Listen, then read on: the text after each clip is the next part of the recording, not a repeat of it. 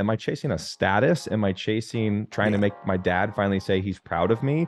Am I right? Am I actually building this out of revenge because my father never loved me? Like there's a lot of things that you can really unpack in yourself when you learn to ask yourself the right questions first 100%. instead of just running, but when I was in my trailer park, the life I lived now, I didn't know it existed. Like I could not, if you asked me to write down what I wanted my life to look like when I was 30, there's no possible way I could have wrote down what this life is because I did not even know it existed. I didn't know it was possible. Because my environment was so constrained to trailer park, and my mom worked at a church and she made like maybe 30 grand a year, before taxes. And so I just thought, that's pretty much the life, like this is just what life looks like. And it wasn't until I started just getting around new people and hearing new language, and I started really just opening myself up very quickly to holy crap, there's a lot of shit that exists. And I think that really sparked me into what we're talking about here, where I was like, I want the nice cars, I want the big house, I want all this money. And then, one of the stories I talk about a lot is my last relationship. It was a very big part of my life. I was rich, but I wasn't wealthy. I had all the money, I had the supercar, I had the massive house, but I was poor.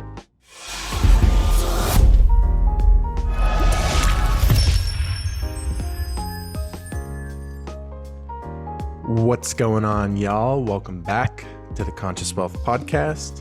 We've got our favorite guest, Nick Comedina, back with us. This episode will be posted on both of our channels, so it won't be so much as a interview style of me interviewing Nick, because we've already done that. This is our 5th episode together now, I believe. Yeah. But we've only done one actual high quality video one on my channel, and then other than that, we've done a bunch of audio. So now that Nick's got his professional now that I'm set up, now that I've grown up a little bit, we've got Slumdog Millionaire over here.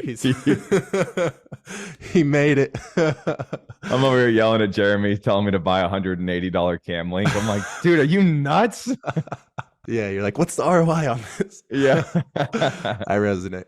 So why don't we start? I think it'll be a good little intro for us. What's happened since our last podcast?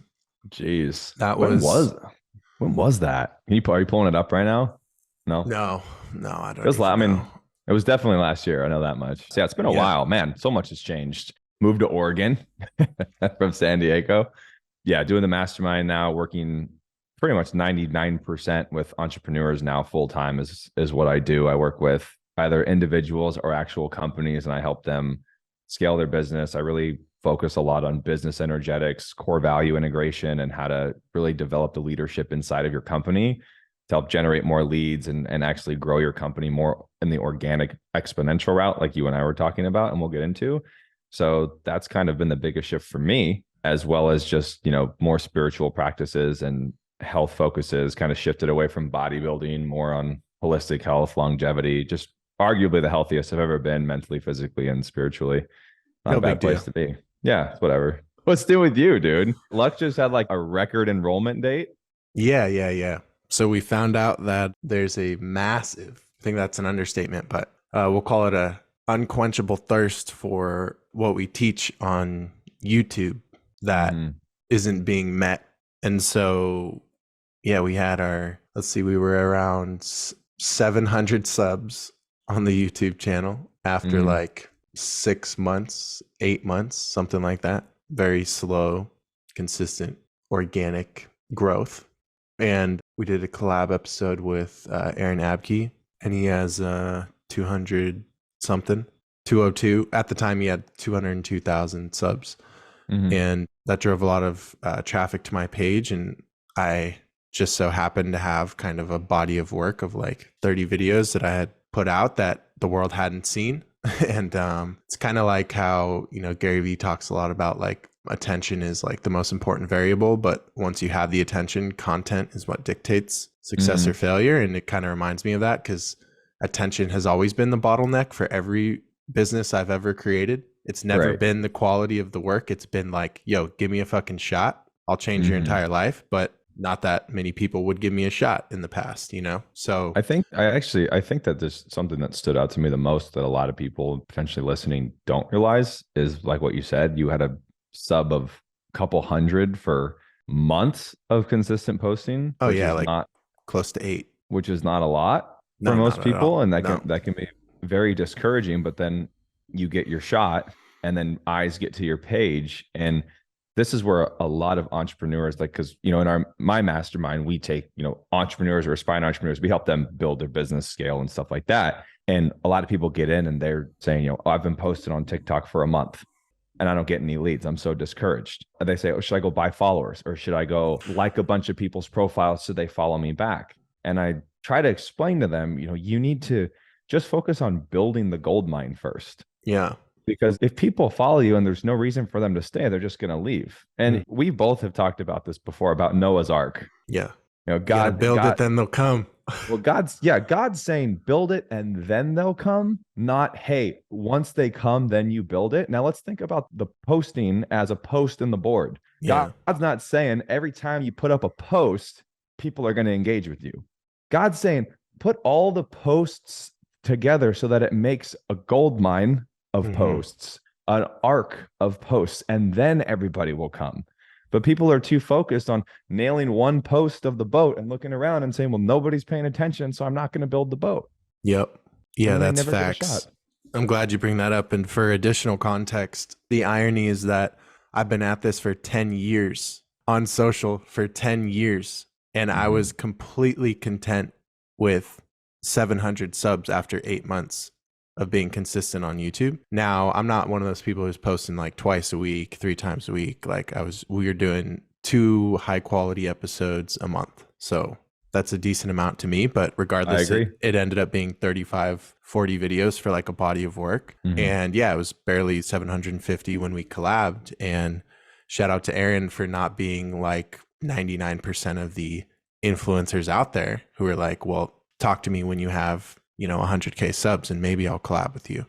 He actually reached out to me wanting to collab with me. He's like, I love your work. I've never seen someone combine spiritual. Exactly. It was the content. It's like, I've been knowing who he was for like 7 years. He DMs me. I'm like low key, like acting like a fanboy over here. I'm like, what, is this really you? Like, he's like, dude, I love your work. I came across someone a scam account reposted my video, didn't tag me, and all my followers started commenting. Like, I remember this. Yeah, okay. So that was the only reason Aaron found me. So let's think about the irony in that too. People get so mad like when people are stealing their work or they feel wronged. It was like, you know what? Cool. Must mean it was pretty good, right? You're giving me free marketing, and people commented, "Why aren't you tagging at J Griff?" So that's how he found me, and then he DM'd me, and he's like, "I've never seen someone combine the spirituality with the common law and the natural law in the way that you have." And so he's like wanting to kind of collab and explore that, because he hadn't really told the outside world that he happened to have been like really into that stuff and studying it for a year or two. So that was that. We put out our first video and the channel went from like 700 subs to the quicker trajectory. It went from 700 subs to over 15,000 in like 2 weeks. Nice. And that's like what most people are expecting, like when they first start. Yeah. But the thing is like, how long did it take? Like, it's taken me a decade to have all of the nuanced foundational pieces to be able to confidently approach the task of how to put out content that's going to actually stand a chance of going viral. Like, well, of course, you can sell out and do a lot of shit to go viral, but I mean like in integrity, aligned with your brand, and be able to put out something that's of the caliber to where it can actually go viral, like our one video. So we had Aaron kind of turned on the floodgates of like exposure, because the world is like, we've never heard of this dude. But they were like super aligned with what I was putting out and were really hungry for that information. So it's not like they just subbed to me because Aaron collabed with me, right? It's like they checked me out, and it's like if my videos weren't up to par, then facts, they're not going to follow. So it's not as easy as just like, oh, you get your one make or break. It's like when you get that shot, you need to make sure you've practiced that same free throw 10,000 times, because when they put you in and there's 4 seconds in the game left and you're a rookie and no one's heard of you, you better fucking swish that shot. And that's the whole thing that kind of you brought up and that we're really talking about here, is like a lot of people aren't practicing that shot when no one's looking, and it shows. Well, I think that people are also trying to, we see this in TikTok, Instagram Reels and everything. People are trying to find what the trending sound is. Yeah. And they're trying to use that as a means to go viral, because again, people think that going viral equals success. They think that if you get 100,000 followers overnight, then you're going to make it. You're never going to have to worry about money a day in your life. I work with entrepreneurs who have 1 and 2 million followers on Instagram and are barely making $5,000 a month because they built That's their crazy. following, but they built their, well, it's crazy for you and I, because you and I are like, if I had 2 million followers, Yeah, what I would get out I'd of be a, that. I would be a multi-billionaire. No Legitimately. question. Yeah. No question about it. But it's, you can build a following who's not a real following, because there's a difference between people following you and people following you.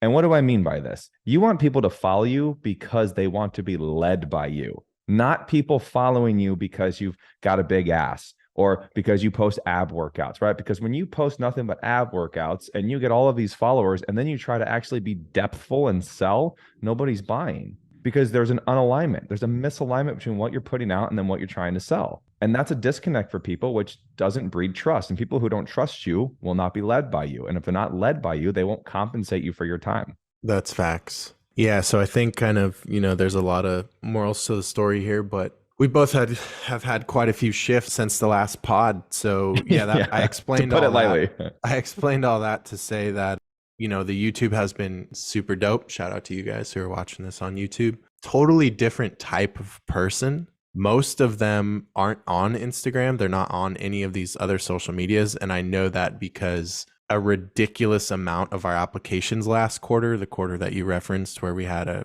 record enrollment by multiple fold, we asked them, what is your Instagram handle? Because, we like to do our due diligence. I'd say like 60% of our applicants don't have, I'm not on any other social media. So this is like an untapped market. And it's funny because, like I said, I started trying to make social something when I was 21. I'm 30 and I never got on YouTube. Never. It's the oldest social media. So 10 years in, I get on YouTube. And that's kind of what I'm explaining. And I was still willing to be humble.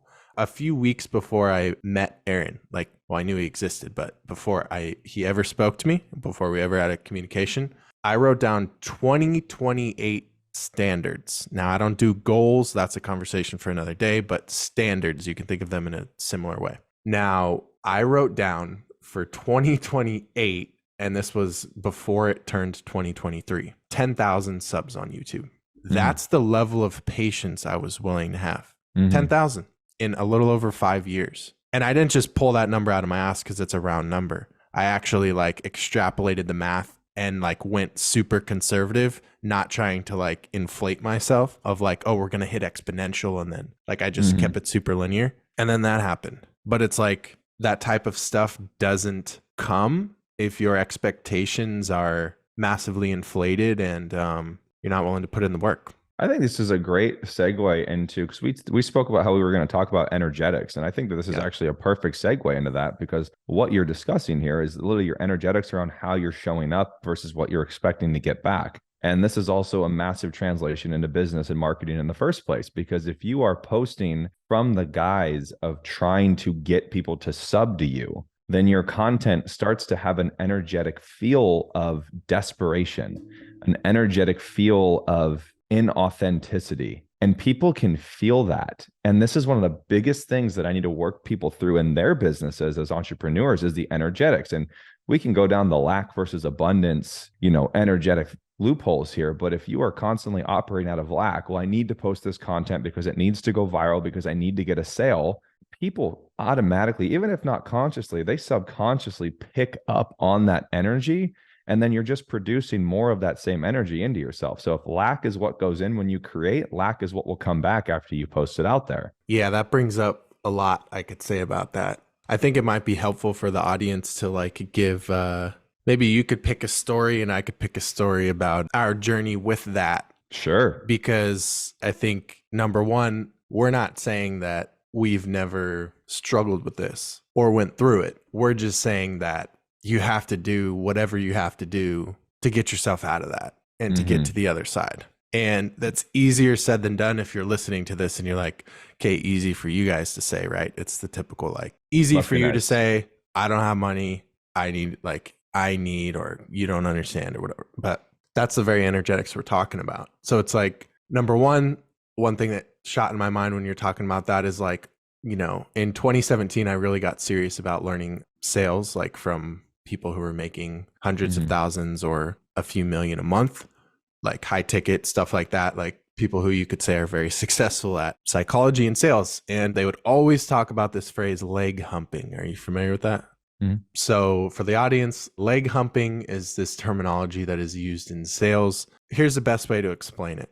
Polarity dictates attraction when you're dating, right? How many of you have ever experienced, like, you start talking to someone, whether it's on a dating app or you already know what they look like or whatever, but based on their appearance and your conversation, you're really into them. But then let's say you meet, you go on a few dates or whatever, and they're like way more into you than you're into them at that point. Super clingy. Yeah. No matter how into them you were before or how attractive you think they are, all of a sudden you're kind of repelled a little bit. It's a polarizing energy because that's how it works. If one energy is stronger, the other is going to kind of pull back, and it goes vice versa. And in sales, it's very much so like that. And so this concept of leg humping, my first mentor would always harp on this. Like, sales is really the art of, like, you might be in a position where you're like, if I don't get this sale, I don't have enough money for rent in 3 days. But the other person can heavily sense that. It's not just a conscious mind thing. Their unconscious mind can pick up on different cues. And so the energetics are really what dictate the results. Even if we're having a more practical, tactical, like strategies based conversation, people can feel that stuff. And it literally, in a very literal way, it repels money because it repels trust, and it increases skepticism. Like, even if they don't know what they're perceiving, there's like this feeling of, why is this person trying so hard? Yeah, that's the 100%. easiest way to put it. And so in my own journey, I've talked a lot about how, like, I am a big fan of, like, the eating shit phase of the hero's journey, and moving back in with my mom and not blowing my money and trying to keep up with what my friends were doing and blah, blah, blah, just paying my dues. Well, in that time, the most challenging thing for me to get out of was what we're kind of talking about, because I'm doing all this inner work on myself. I'm doing a lot of both the healing side of addressing the past and, like, consistent with the manifestation side, because you literally have to brainwash yourself. I know I'm living in a small room with my mother, but this is what I actually feel and am worthy of, and this is reality. And that's a level of brainwash. You got to really get good at that to really believe that. That was a big focus. But then the challenges arose in business when it's like you have to bring, the way I sometimes explain it to my students is, like, you have to somehow, like, lasso the future and pull it into the present. That is what it means to manifest. You have to, like, override your past, which usually dictates how people show up in the present. You have to, like, time warp to the future and pull it back to the present, and you have to show up as that instead. Right. And that's super challenging when it comes to the conversation of, like, energetics and how that translates to, like, wealth and business. Because at some point, the origin of this conversation means that you have to get there internally and energetically before the 3D world around you has gotten there. The 3D world catches up, but it has to start internally. And so it's a shift that you have to make intrinsically. And I think that's the hardest part of the journey. So, like, to wrap this up, I know that was long-winded, and then maybe you can share an example. But for me, I'm living at my mom's, and my reality does not look like what I'm visualizing every day, and my bank account does not look like what I'm trying to normalize the feelings of. And I went through this period, if you remember my whole thing about when I stopped fitness coaching and I announced it, and I went through this 9-month period where I could not close a sale. I was learning high ticket sales and all of that. And I was trying. I think it was like 20 something calls of, like, very qualified people. It seemed like so many of them were going to be yeses, and it was just no excuse, ghosted, like, whatever. It was a very frustrating time. And that was really where I had the biggest, like, energetic upgrade, when I finally realized, like, all of that was coming from, like, my unhealed energetics around money. And that was when I really got, like I mentioned, I had been doing all this healing stuff and visualizing stuff, but I hadn't specifically just like stopped everything and focused on healing like my money wounds. And that was when I started to go into like, exercises about like, what type of language would your father use when you were growing up around money? What was the dinner table conversation around money? What were most of your parents' arguments about? How does your mom describe money? Like starting to go into some of this deeper stuff. And then that was when I realized like, oh, okay. On the one hand, want to be nothing like my parents.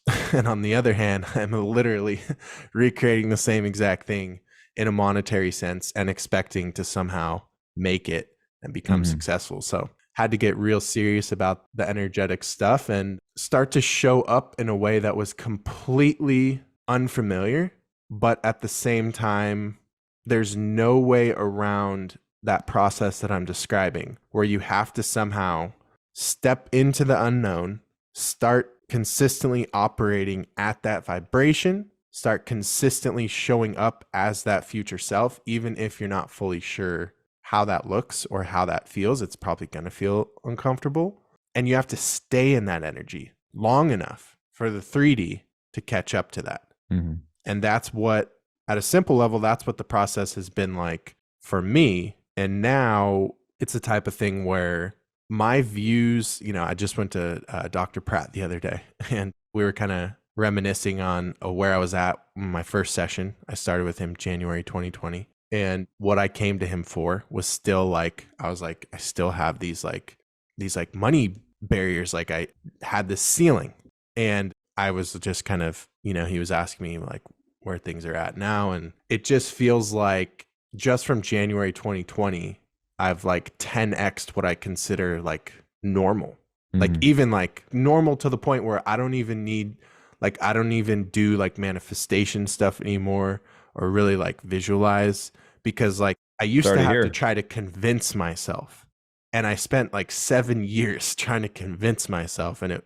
obviously worked, but also like half the time felt like so much effort to like still not even fully believe it, but like as best I could try to believe it. But then now it's reached a point where it's like, it's just a standard. Like that's normal. Like I would be like, it wouldn't make sense to me if that didn't happen. And that is like the energetic journey of what happens if you can flip from I need to like, if you can understand that you're already everything you'll ever be, and that you already have everything you'll ever have. It's just a matter of like manifesting that or allowing the 3D to catch up to that. I think it's a different relationship that you can have with the material world. Definitely. I'll stop talking now. I was getting worried about you. I was getting worried about you for a second. Yeah. So I think a couple of things that stood out to me, and this is something that this is very important for both of the people that we serve, right? When it comes to entrepreneurs in their business, something that you said about lassoing that future now, something that I have people do. And if you're watching this right now, I actually challenge you to pause the video once I say this and do it for yourself and then listen back, is to think about yourself 5 years from now and just really think, because here's the funny thing that we do is we say, I know me in 5 years will have this. I know me in 5 years will do this. And then we continuously keep talking about time this way, and we forget that the time is passing behind us. So we'll say me in 5 years, and 6 months will go by, and then we'll still say me in 5 years. So subconsciously, without realizing it, we continue to keep the future that we want at 5 years distance, because we're not allocating for time that's passed, because we're in this loop.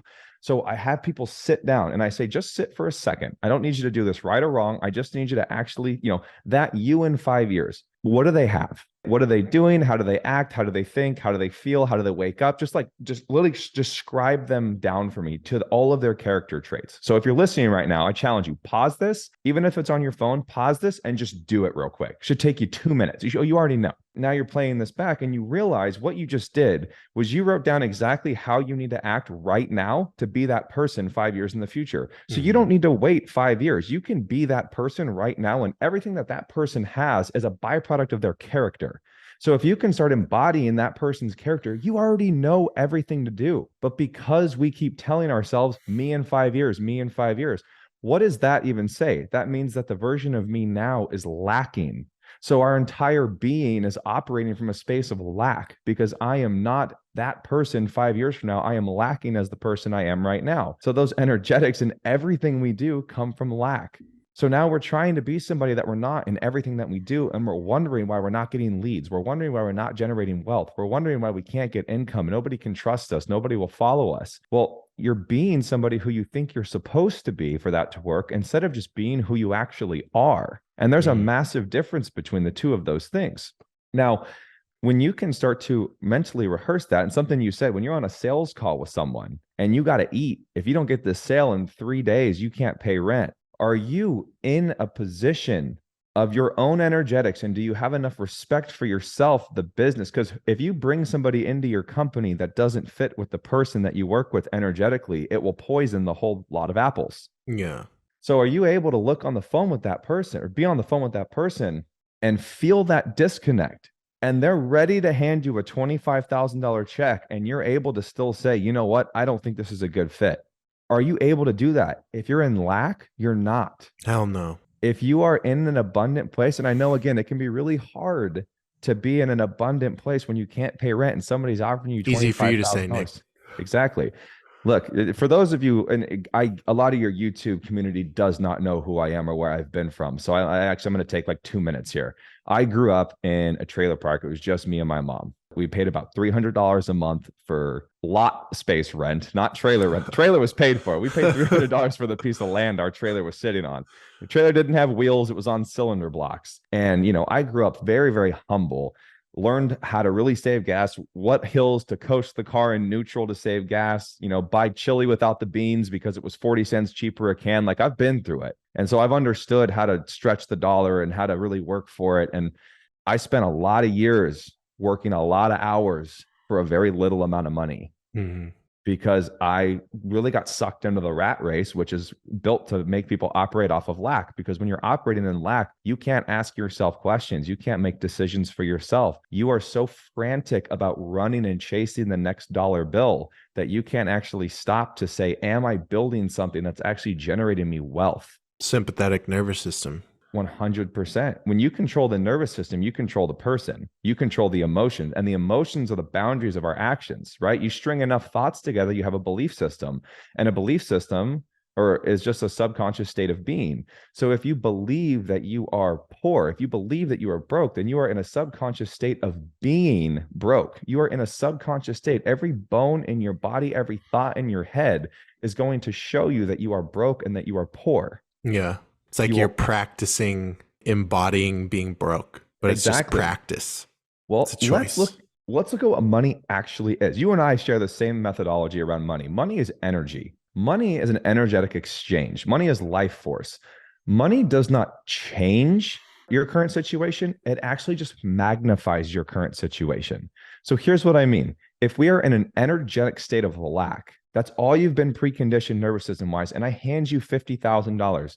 Now you have more to be scarce with. So two things are going to happen. You're either going to panic spend that $50,000, or you're going to put it into your savings and you're never going to touch it, and then nothing changes and you go right back to being scarce. Yeah. Because you haven't, like you said, healed your relationship with money and understood the energetics in which you are operating from. Underspending and overspending, they're actually the same problem in an entrepreneur or anybody's. They're the same problem in a psych. It's I don't trust myself with money. Yeah. So different coping mechanisms to the same root limiting belief. Right. So if you can actually just sit for a second and really think, if you get 50 clients that sign up for you and you're operating fully out of scarcity and survival, what's the first thing that starts going on in your head? Oh shit, I need to really start over delivering for these clients. What if I never get another client again? What if they all leave? I need to make sure that these clients, and then you even get in this thought pattern, okay, I just need to keep these 50 clients for the rest of my life and I should be good. Yeah. And I've been there, so I understand how that thought process goes. So very contracted. So what do? We get a massive influx of abundance, and then we hold on to it and hoard it and start operating out of lack. And then what happens? We cut off the flow of receiving. Right. But normal churn rate, normal attrition of business, clients pop up. And then I see when entrepreneurs come to me who are already established, they're usually in this cycle. They get a massive influx of business. Maybe they have like a best month ever. then they stop doing the things that got them that month because they Yeah. go, okay, I have this, I need to maintain this. 50% of the clients drop off. They get this massive upregulation of panic. So then they go all in and then they get right back to the same baseline. And then the churn rate happens. And then they just start doing this and they wonder why their life never looks different. It's because you have to really, as an entrepreneur, I really believe that you have to get to a point where money no longer changes the way that you live. And Yeah. you and I are both very much there now. And we're very blessed to be here. I could get handed $5 million tomorrow. My life looks marginally different if that happens. Maybe a Yeah. vacation, maybe go fuck around, buy a car just for shits and gigs, because that's more money than I even need anymore, but my life doesn't really change. So I think that when you guys can get to a point where you're like, money will not change my current life or make me any happier, because happiness isn't going to be amplified by money, right? If you're waiting for money to change your state, right? Money cannot change a state. It can only enhance the current state that you're in. So you need to get into a state where you're not operating to escape your situation. You're operating to enhance your current situation. And when you can fall in love with just the process of serving, the process of building that gold mine, and constantly just saying, hey, when I'm gone, what am I leaving behind? And whoever wants to follow along during that time, that's amazing. But even if I gain 50 clients, I'm still going to keep doing the same thing. And this is where that really embodiment of who you want to be comes into play. Because no matter how far along you are in business, you or I are not exempt to this. We're going to experience highs and we're going to experience lows in business still. We got a lot of years left.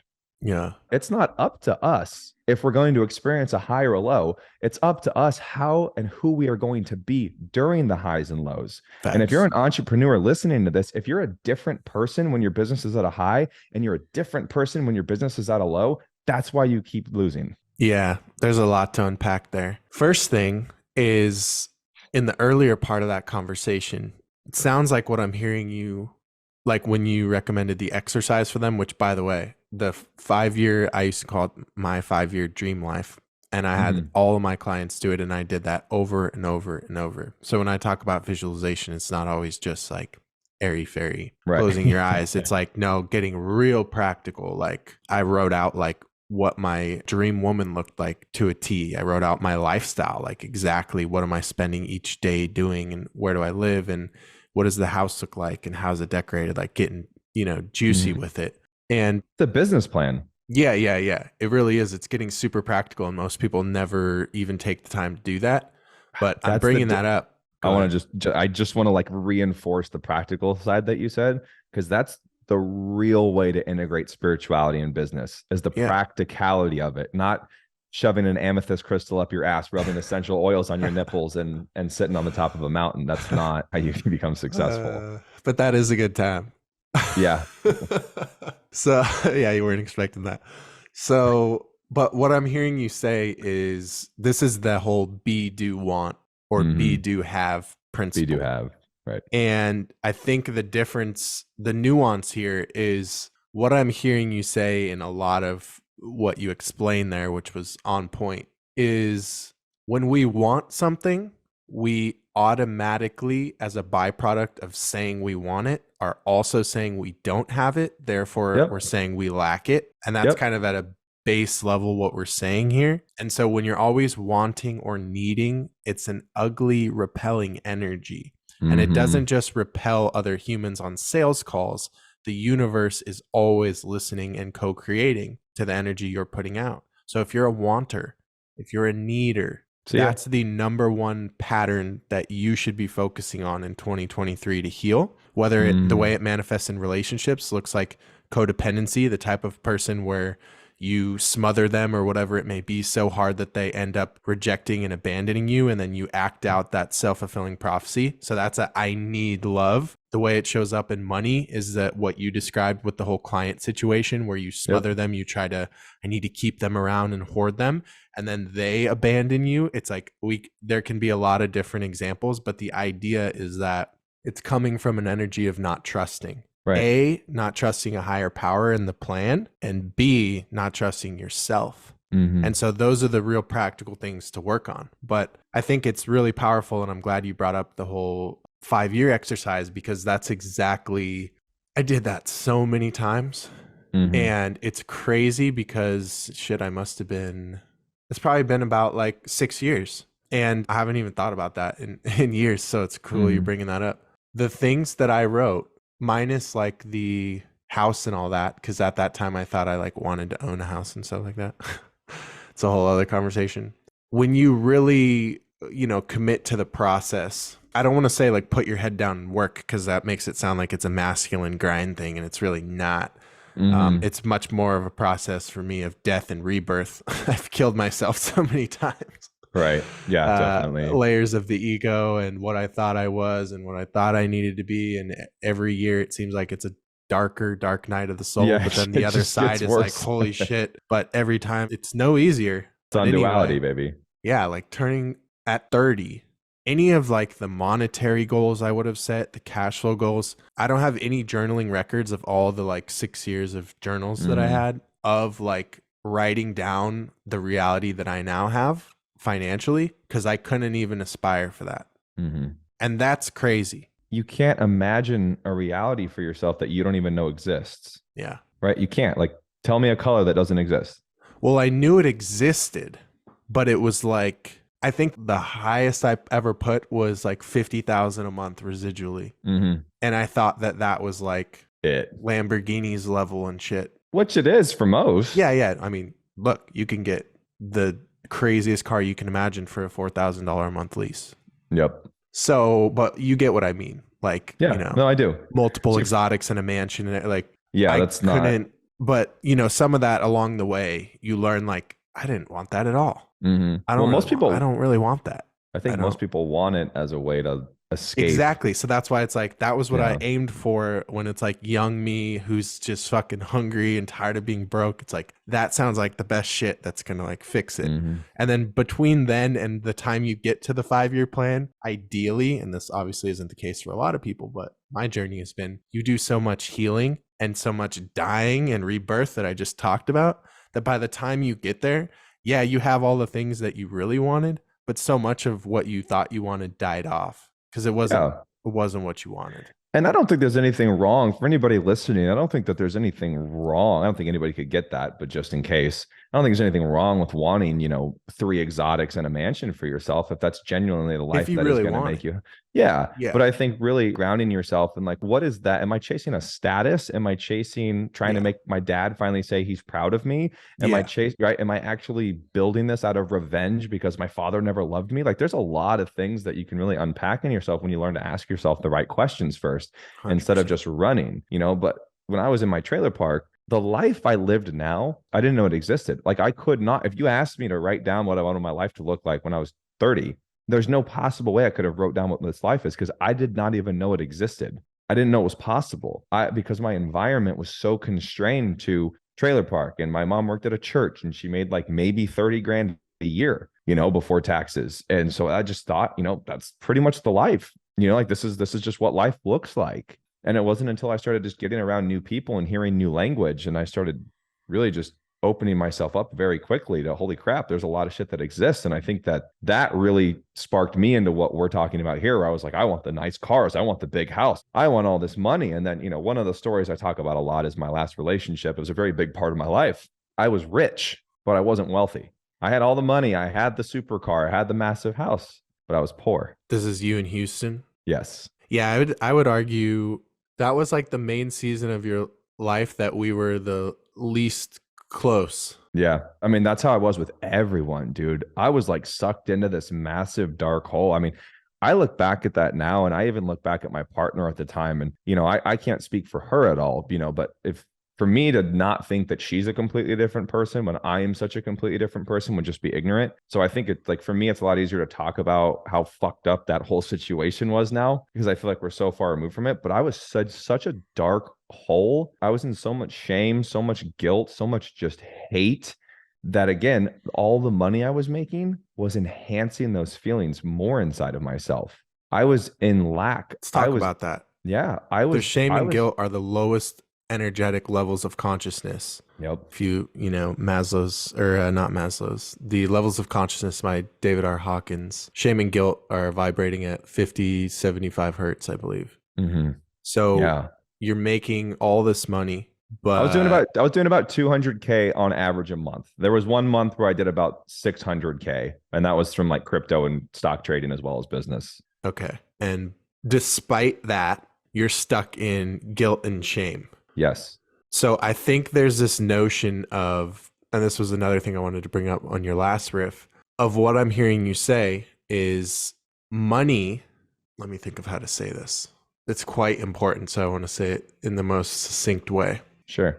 Money does not create wealth. No. Wealth creates money. Well, That's I think I could see like a duality to both of those actually. I think I could play duality for both because like I had money. That's the thing, right? Like I had money. I just didn't have wealth. And you and I are very much in the similar, wealth is, consciousness. What does your life look like, feel like, sound like, the people around you, your health, your financial abundance, right? The people that you're serving, how you're the alignment of your soul's mission.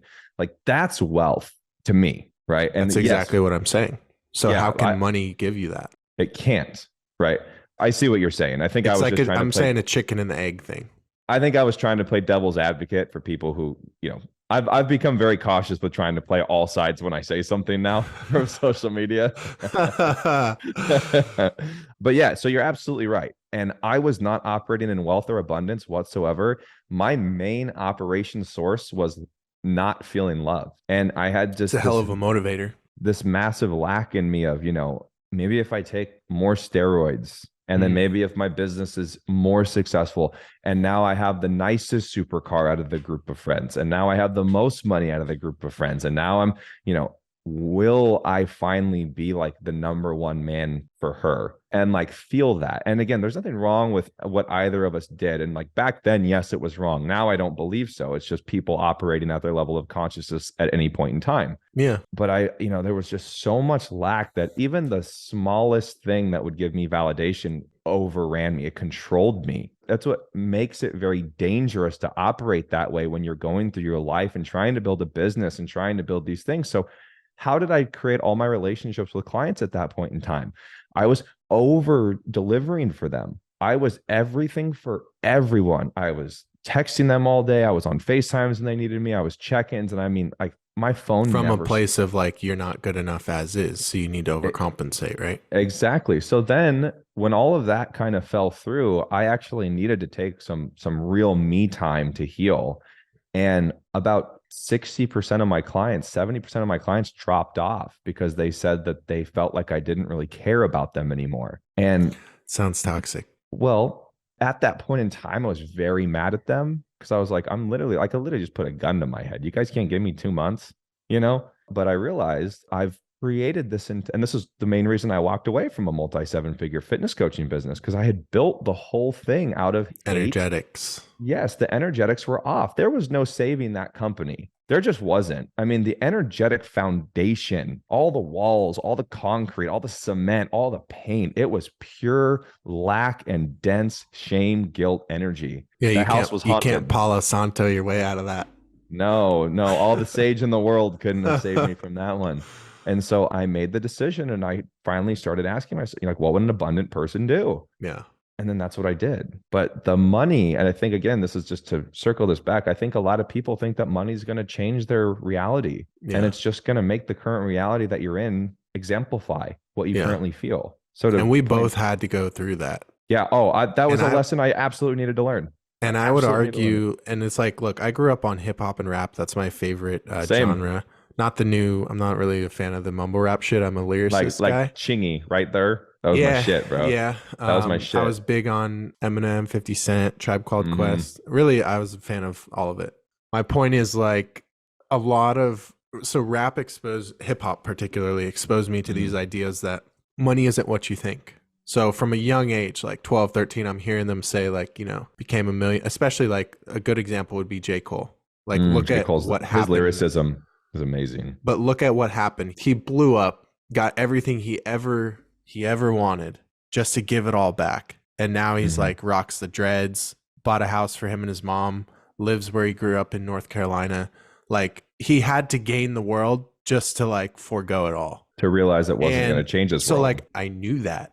I 100% knew that. I also was raised with a very strong foundation in the Bible and going to church. And so I understood from a spiritual sense as well but it's fascinating to think about, like, you can't, something about human nature, like you have to learn that for yourself. Yep. That's it. Pain is the best teacher. And so, yeah, it's just interesting. I haven't heard you like go, I've heard, we've talked quite a bit about the Houston phase of your life, but Right. I haven't heard about like the money energetic side. And it's just interesting because, I think that actually came with integration after that, because I couldn't see that when I was there. okay, yeah.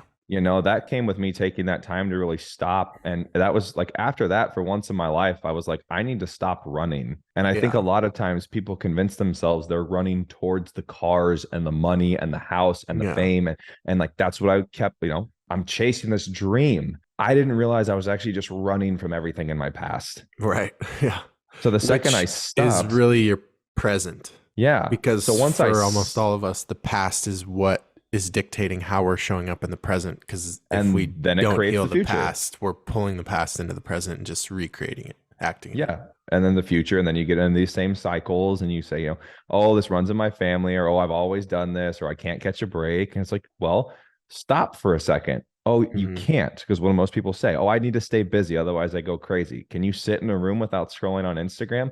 You're not addicted to social media. You're addicted to distracting yourself from the thoughts in your head when they start catching up.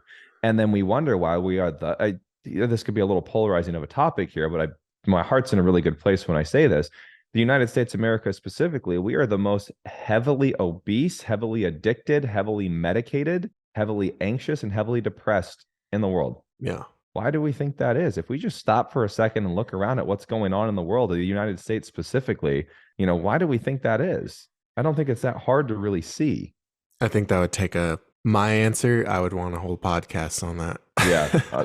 And we can do that. It's systemic. And I don't say that like a lot of people say it's like just black and white. I'm saying that we would have to look at how all of the different systems of society operate, because I think that's really a lot of the answer. Yep, half of it, absolutely. Maybe. And then the other half is human nature. We might be able to dive and segue into another thing we talked about here about questions that we can ask ourselves, because just what I just talked about, like, even I know depression and anxiety are extremely polarizing things to speak about. And so I try to really. Cool. Let's talk about them. Sure. Yeah. I just try to be a little gentle because my views are very challenging to people. And I think when you challenge a way in which most people have been taught to think for their whole lives, it can become very threatening to the average person's nervous system. So yeah, I think the energetics you're in when you say that matter a hell of a lot. Yeah, definitely. And your energetics are pretty good right now. That was where, I really did underserve people when I would talk about them in the past, because I would come at it very aggressive, very and it doesn't absorb to people as much. So I'm a jackass. I grew from it, and now I'm less of a jackass. And so when it comes to depression and anxiety, I really believe from my own personal experience and people that I've helped that it's actually all kind of stems, if you boil it down, it's a lack of empowerment issue. And here's what I mean. We're in this society where we are groomed to no longer ask questions for ourselves. You can see this in multiple things that have happened, especially in 2020. There was something very big that happened where people stopped asking questions for themselves. And when it comes to depression, what happens when somebody is feeling depressed? Well, people say, well, shit, you need to go get checked out. They go get checked out and they get diagnosed with depression. So now, instead of just asking themselves, and I think the very first thing is that what people say? You should go get checked out? I don't know. I don't know. Maybe you should go get help. I don't know. But anyways, go see a therapist, talk to them, right? Therapist says you're depressed, take these meds. And instead of saying, and not all therapists do this, so I just want to foreclose that. And I'm also not saying antidepressant medication can't help people in some cases. It's been explained to me that antidepressants can be used as a ladder for somebody to climb out of a really deep hole they're in to then help themselves get off of that. And I think that's amazing. But I think that, when somebody's experiencing depression or anxiety, first, we got to look at what those are in the first place, right? They're an emotional experience. So emotions are laid out on a spectrum, and you can say all the bad ones are on the left and all the good ones are on the right. And the bad side, we have anxiety, depression, hate. On the good side, we have, happiness, excitement, joy, whatever else you want to call there. Now, only one side of this spectrum we seem to want to identify and create a story around and carry with us forever. And that's usually the negative side of things. It's usually the ones that we are disempowered around, the anxiety and the depression. Now, if we even just look at anxiety in the first place, what happens physically when you feel anxiety? Maybe shortness of breath, your heart starts pounding. Everything associated with the sympathetic nervous system. Blood Well, flows to the limbs, higher heart rate, what narrowed happens? vision, narrowed ability to hear. What happens when we're excited? Shortness of breath, your heart Yeah, starts same thing. pounding, you start same thing. So what's really the difference? Well, it's our willingness to be empowered through a situation. Now, I'm not saying anxiety and excitement are the same thing.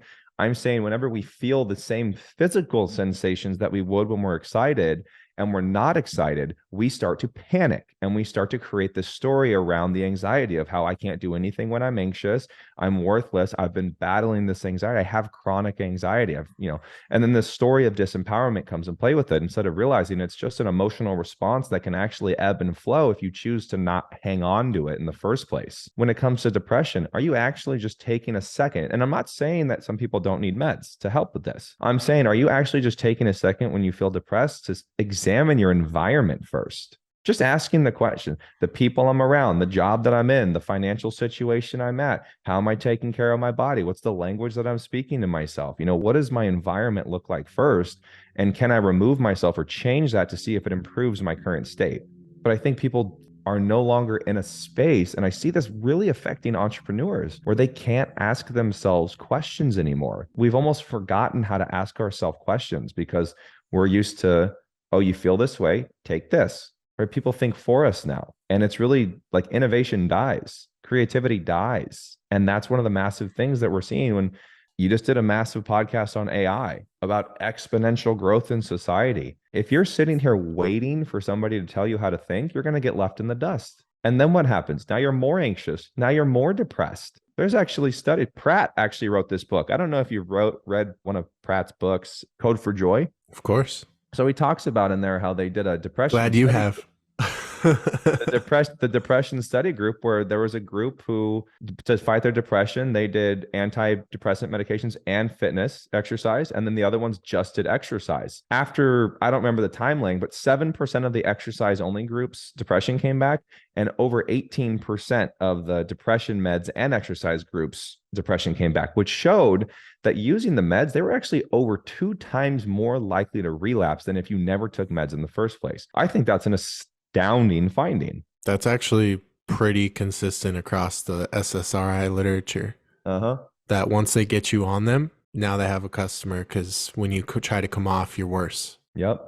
Well, there's also even emerging evidence to show that serotonin has very little to do with depression in the first place. They're actually linking it how, hey, depression actually has, it seems like it has a lot more to do with like a traumatic life event. Okay, well, that's fantastic, because now this is even starting to override the brain chemistry theory. Never been proven. There was a theory, and it was a good one. It was You're really referencing neurochemistry, neurotransmitters. Yeah, that's really what the focus is usually about, serotonin and. Yeah, well, they said depression was a chemical imbalance in the brain. Yeah. That was a theory, and it was a good place to start. And now we're not seeing that anymore. There's new emerging data that's showing otherwise, and there's no correlation. But what they were finding was when people were diagnosed with depression, then they actually got more depressed because they felt that they were a defective human being and there was something wrong with them, right? And now this further goes to my stance on it of a disempowerment issue. How could I ever get over this if I just have a chemical imbalance in my brain? I'm broken.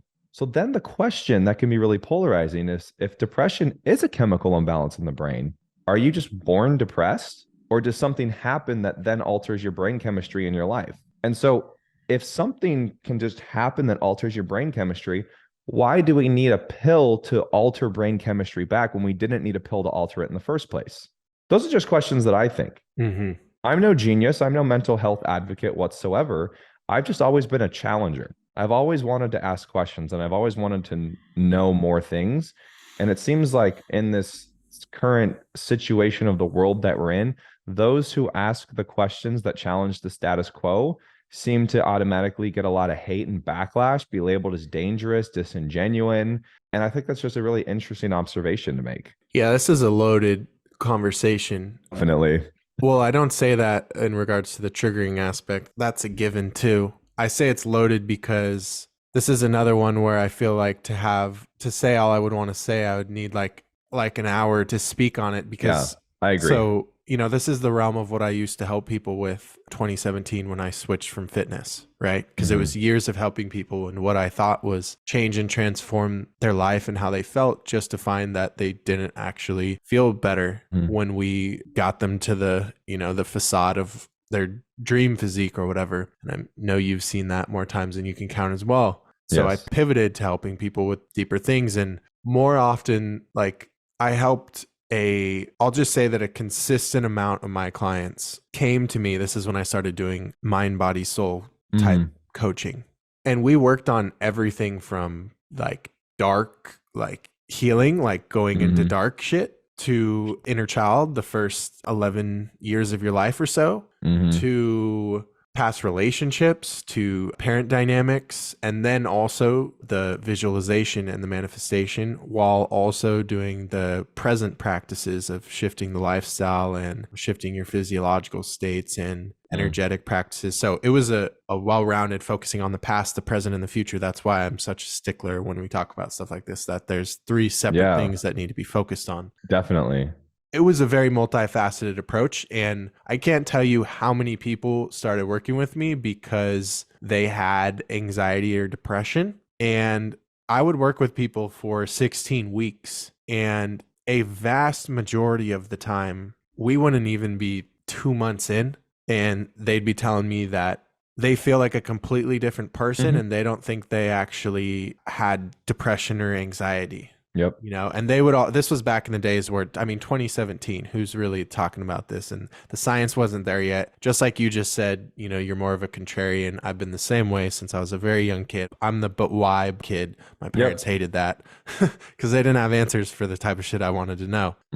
So, we're doing controversial shit. This is like pre-Joe Dispenza blowing up. Yep. So like, think about like now, a lot has happened the last 5 years in the holistic space, in the mind body science, even plant medicines are partially decriminalized. So like a lot has happened the last 5 years. But back then I was doing like stuff that people would tell me like, you're not allowed to do that. Are you a therapist? Like, I still get that every day. Yeah. So you get it. But like, my point is just like, I was in the literature myself, and I don't need like meta-analysis of like 19 different respected people to say like, finally we'll admit that maybe there's some merit to this, which usually takes like a decade. I didn't need that to be like, this is promising research. Let me try it on myself. Then let me try it on a small sample size. Then let me like, this is really helping people. Let's roll this out. If it's up to science, you're going to have to wait a decade or two. Well, you're also going to lose a lot of people. Yeah. The conspiracy theorists or the dangerous people who are doing these types of practices, they're usually 10 years ahead of science. And that's why most people, again, can't think for themselves. So for them to see somebody like you or me, and like, I'm not sitting here saying that I'm, well-versed to be superior to a therapist by any means. But when I actually get a lot of entrepreneurs who work with me, and one of my first phases I need to get an entrepreneur through is this. Like, I need you to heal your trauma. I need to get over these limiting beliefs. I need you to let go and forgive mom and dad, all these things, because like my success in my business is actually dictated on their success of business. So it actually is in both of our best interests for me to get them those breakthroughs in the first 1 to 2 sessions. Whereas, and not all, but most therapists, what do you make your money off of? Well, somebody coming back multiple times for sessions. So where it would be more advantageous for a therapist to have 12 sessions to get that breakthrough, it's actually in mine and the client's better interest to get that breakthrough in 1 to 2, so that then we can start integrating and getting their business in a better position. And so that's where you see a lot of people start getting really upset. You get somebody who posts a review of you on Instagram or something and says, I was going to therapy and I stopped because I started working with Nick or Jeremy or whatever. And like my business completely transformed, a new person. And then you get a Reddit thread who goes, Nick thinks he's, better than a doctor and all of these things. And I've never once made those claims whatsoever. I simply just ask. And what's crazy is I don't even give people answers. And you coach the same way as me. We don't give people answers. I ask people questions so that they come up with the answers You guide themselves. their awareness through questions. Yes, because when we can finally realize that everybody watching this right now, every answer you're searching for, you actually already know it. And that's where the connection with source or God or yourself really has to be, because we're in a world of disconnect. The more disconnected you are, the more easier you are to have somebody else tell you what to do. Yeah. But if you actually realize that when you ask yourself the right questions, that you get the right answers every time, well, now you stop needing everything and you actually break out of the child archetype that majority of our society is in. You no longer need to be holding Yeah. dad's leg, waiting for him to tell you if something's good or bad. That's not a very profitable person to have in the United States of America. Yeah, I think it's easy to think that someone's healing us, but even when you do Sponsored. even when you do psychedelics, people will get addicted to the psychedelic, right? Yep. They'll get addicted to the work or the thing. And like the thing, there's this basically the idea is that I think it might be depicted in a picture or some shit. I'm totally butchering it, but it's basically like this finger that's pointing at divinity, and people worship the finger. And it's like, it's just pointing at the real thing. And then society wants to worship the reflection or the mirror that's pointing at the thing. Wow, and it's like, that's what a coach is. That's what a therapist is. That's what the most guru of gurus is. Yep. That's what plant medicine is. That's what all of it is. So it's like, yeah, it's not you or me doing it. It's like, we're just guiding empowering. their intention, their consciousness into focus, like a laser beam, to focus on something it hasn't focused on before. And then when you do that enough times, it forms new neural pathways and neural networks. And then now they can do it on their own. That's really all that is. It's not like, I don't know, we're just entrepreneurs solve problems. Yeah, exactly. That's what you do. So when you start in business, I had the same issue. You start in business and you're like, I'm going to make all these people all this money. So you have these amazing strategies and skills and approaches and tactics, right? And then what do you find? That's not the reason that they're not having success. You give them the strategy, exactly the play. Yo, you hand them the ball, run this play right now. They can't. They throw the ball out of bounds. Why? Self-sabotage. Yep. That's what you run into. I had the same experience when I did business coaching. So it's like, you have to address that first. But then when you address that first, you're just an entrepreneur looking through the lens of, how do I serve to a deeper level? How do I get these people greater breakthroughs, greater results from the things that they value most in life? That's all that business is. But then other people from the outside looking in on the bleachers are like, who the fuck are you to think you can do that? And it's just like, look, if we all had that mentality, we wouldn't have fucking electricity. We wouldn't have automobiles. We wouldn't have an Elon Musk. We would never be able to do any sort of, like, innovation wouldn't exist if the who the fuck are you person was our only offspring. Right. I'll put it that way. If natural selection didn't weed them out, we wouldn't be where we are. I have a good visualization that I use for this when people say, like, you know, how dare you do this? Like, what are your qualifications to serve somebody in this way? One, my results is the first thing that I don't need you to trust anything I do. You can look at everybody I've worked with, and that can, oh man, I really messed up keeping that notification on. You can look at people that you've helped. There's your credibility, right? There's your college degree. There's your accolade. But we're in the society where if you don't have a degree, if you haven't gone through the John Rockefeller school system and you don't have a certificate, then you're dangerous. Now, can you imagine the very first doctor? Like, he was like, that guy's leg, the bone's sticking out, but maybe I can put it back in, He's like, get him on the table. And he did it. And then over time, people started seeing his work. Oh my God, this guy's a wizard. He can mend broken legs. So then what happened? Some guy came over from another town and was like, hey, will you teach me what you did? And so then he teaches that guy. Now that guy can go fix broken bones. Now that guy's not sitting here saying, or maybe he did, hey, can you write on a piece of paper that you taught me how to do this? Yeah. Cool. Now I'm certified. And there you go. You have how certifications happen in the first place. But no, I think that takes a lot of iterations, because that's like a decentralized approach of, like, Joe knows how to do it and Keith knows how to do it. And there's only 2 people in town that can fix you if you fuck your knee up. But then eventually, through enough iterations of that, now there's 50 people or 500. Yep. Then they aggregate power and centralize power, which is just something that tends to happen because it's more efficient. And then once power is centralized, that's usually when they'll create some sort of certificate. And that's what I assume that's where you're going. Yeah, society that's exactly. Is like, we can't see outside of our programming that if you don't have DPT or CST or PT or whatever the thing is after your name, MD, then you Well, have no credibility. here's the real thing. And just, I want to piggyback one thing that you said about systems when you were business coaching, right? If you run the play, they'll throw the ball out of bounds. People use systems. This is where I get a lot of people in the mastermind who come from like other business coaches facilities, because most business coaches, they just teach a system. Systems. Yeah. And it's plug and play, which is fine. It works for some people, but most people use it, very few. Most people use systems as an excuse to remain unconscious. Facts. They stop thinking for themselves because, well, now the system's telling me what to do. But then what happens? The system doesn't work. They ask the coach for advice, and the coach says, you need to do more. So, okay, so instead of 200 DMs, now I need to send 400 because that's the system. And if the system's still not working, you're just too lazy. And now people are like, well, shit, there must be something wrong with me, because they can't even think for themselves that there just might be something wrong with the system.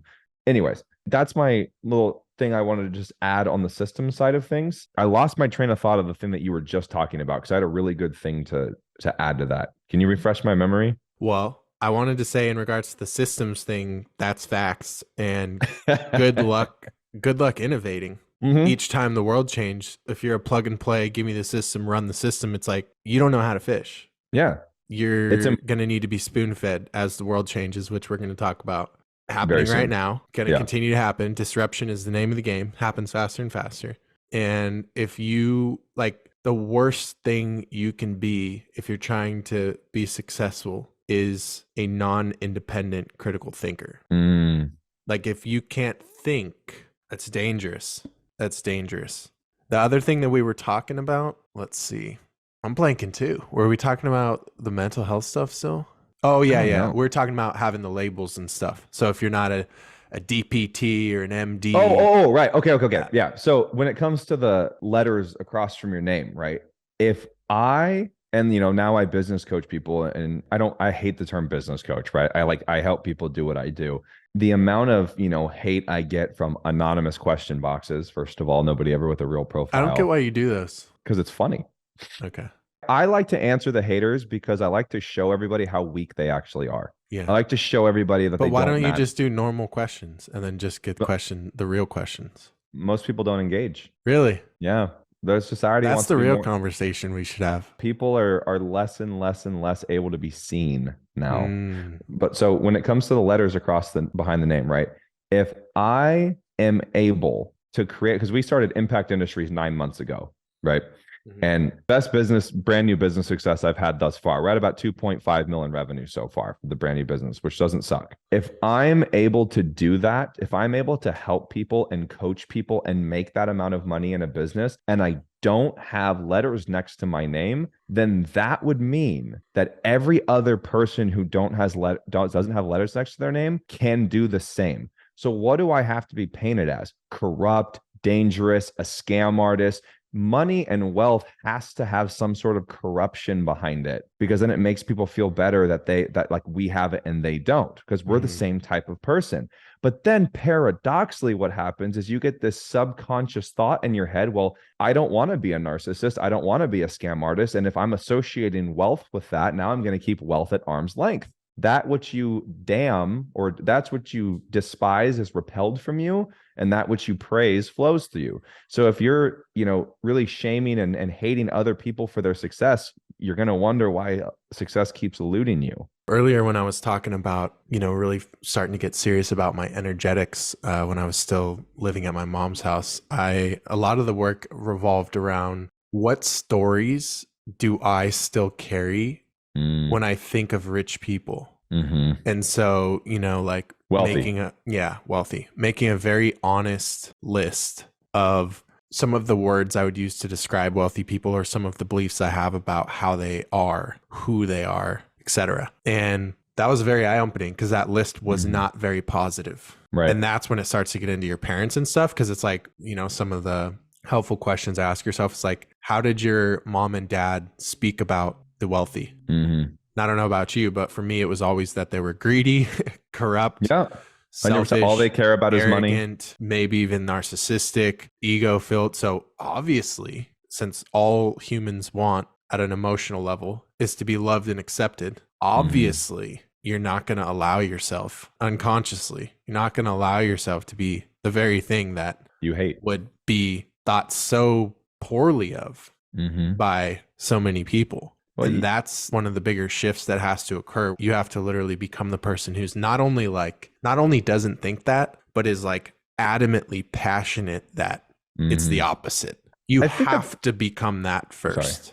Mm-hmm. That's my I think experience. I agree. I think a lot of that comes with the territory of being like a thought leader in the space as well. Because, again, if you have an opposing thought from the status quo of what we've deemed as normal, then you're the black sheep. A lot of people hate you for it. And that I think is something that I also see a lot of. And I get really upset about how aggressive social media has allowed people to be now for Sheesh. Yeah. for newer entrepreneurs. And I work with so many entrepreneurs that are just, Jay, if you saw how filled with greatness some of these people were and how just genius they are, but they are terrified to put themselves out there and say their thoughts because of how low life people are just, so they have all the excuses and all the ability to be as nasty as they want now. And I think that those, like, it doesn't affect, come at me all you want, you know what I mean? Like, look me up on Reddit, you'll see it. Like, you know what I mean? Like, come at me all you want for everything. Like, I'm fully able to accept that people think I'm a piece of shit. I'm fully able to accept that people want to try to tell me I'm a scam artist. Like, go for it. But when you are that nasty all the time to where these new up and coming geniuses of their time can't even make an Instagram post to share that because they're afraid of you, you should be fucking ashamed of yourselves. Like, that is just the lowest of the low for me. All I can say is that those people should be absolutely ashamed of themselves. That's like, I don't know how else to say anything more. Yeah. I think that it's definitely a lot more of a difficult climate than when Mm-hmm. we started. And then it's like we're used to it now in a more gradual sense. Mm-hmm. And it's years of skin in the game, so it doesn't phase you the same way. But if you're brand new and you're starting out at this time with this many kind of, Trolls. I mean, 2023, we've never had this many people with a voice before. Mm-hmm. In 2025, that will be true. In 2027 and 2030, like, so as the Internet of Things continues to expand and the number of devices connected to the internet per person continues to increase, and the number of third world countries that now have access to internet and all the things, living standards go up. That means more people on the internet, especially with as long as social media is here. So yeah, I think it's just more people have a voice, and so we're seeing parts of human nature that we didn't necessarily used to have to look at. Mm-hmm. And we're seeing it kind of magnified. So Yeah. yeah, I try not to really focus on that. I did want to bring Same. up one funny comment that I got about on my AI thing yesterday. I've noticed that the people on YouTube are so much like, I think, didn't I talk about this before that I've I think it was when we were at dinner. I ranked the social medias in terms of their Yeah. consciousness level. Mm-hmm. And YouTube is by far at the highest. So shout You out to you guys, guys. you guys are the best. Yeah, for those of you who can see this, us pointing at the camera right now. You guys rock. Seriously, like, I'd say YouTube is more like the Pareto principle. It's more like 80-20 of 80% of, at least maybe I'm just blessed, like, because of what I'm putting out, where like you wouldn't watch this for, let's say, if you're just trying to like waste time on the sofa, like, you're not probably subbing to my channel because like you're going to be triggered and challenged, and like it's not going to do anything for you if you don't apply it. You're here to become a better human being. Yeah, so maybe it's that, but 80-90% of the comments are like not only like actually giving me feedback, like not just their projections, but actual feedback, but also like super thankful and like just like actually adding to the conversation. You two be doing the healing work, you know what Yeah, I mean? yeah, like shout out to you guys. So it's you guys are dope, doing the work. and it's cool because a lot of these people, as I mentioned, they're not on these other social media. So it's like, shit, I really realized that I've been sleeping on YouTube because there's this whole Same. It seems like the people I resonate with most are the YouTube peeps. It's like the mindset you're in to go on YouTube is, sure, you can just fuck off and let me look up some mindless shit, but also a lot of it is education. Like, you're there to learn. Yeah. But on Instagram, on TikTok, on Twitter, most people aren't there to learn. No, they're there to engage in numb themselves. Right. They're there to escape what they hate. Right. So a funny comment that I was bringing up is, so yesterday, at the time of filming this, I put out the AI masterclass. Highly recommend you guys check that out. And that masterclass was, what did I title it? Anyway, we'll just put it like this. I called it a masterclass, right? Because it was an hour 45 of information that I've never seen shared publicly, like resources, stuff like that. Just stuff that people are normally like, you have to pay me, you have to join my course for this, or you have to pay me for it. I wanted to put it out for free. So I called it a masterclass. It's called the AI Takeover is here. Cool. The AI Takeover is here. Check it out, guys. We'll link it right there. And the funniest comment, it was the only negative one. It wasn't really negative, but it just said something like, this was a master class. It said, this was a master class on hubris, not AI, or something like that. Yes. And I just thought that was funny, because we were just talking about like people giving their opinions when you put yourself out there on social media, and of course, people's like, we can only view the world through our beliefs, right? So we filter the world through our beliefs of what's right, what's wrong, what's good, what's bad, what's desirable, what's undesirable, what's triggering, what's not triggering, what makes us feel good, what makes us feel bad. So then, this certain type of person on social media, they don't have the emotional intelligence to not spew that. They don't realize like they can't read the room. They don't realize like you don't particularly give a shit. And like you didn't ask for their opinion, and like it's not adding any value to the conversation, but they have to kind of project to defend that belief system that feels threatened when they watch that. Or in the case of a comment like that, I mean, that's just a silly comment. I laughed at it. It was actually funny. Maybe he was just kidding around, but even that, what does that tell me? Well, that tells me that person is, I can guarantee you with 100% certainty that person isn't successful in life. And I don't mean that in a monetary sense. I just mean they're not actually doing what they really want to be doing on earth. They're not because wealthy. If you look at someone who's in their lane, putting out, and whatever that is, right? Literally, whatever the topic, but they're doing what clearly fulfills them, and they're trying to help people. And you look at that as, who the fuck are you? It's like, once again, if we had that mindset, you'd be using fucking Flintstone to try to cook your dinner. Like, that is such a nihilistic, cynical mindset that will cripple you.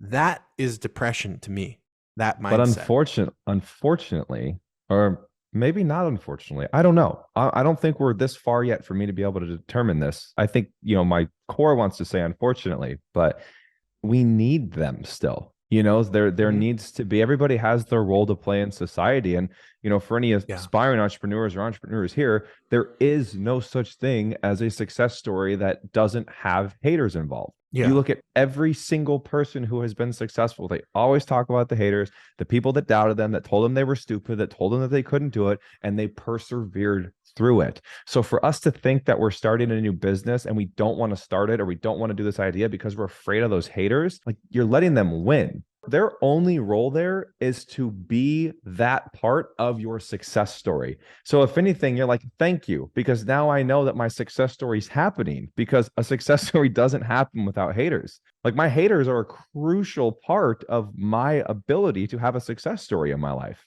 The word haters makes me laugh. I know. Haters are my motivators, but everybody can digest it when you say haters. Yeah.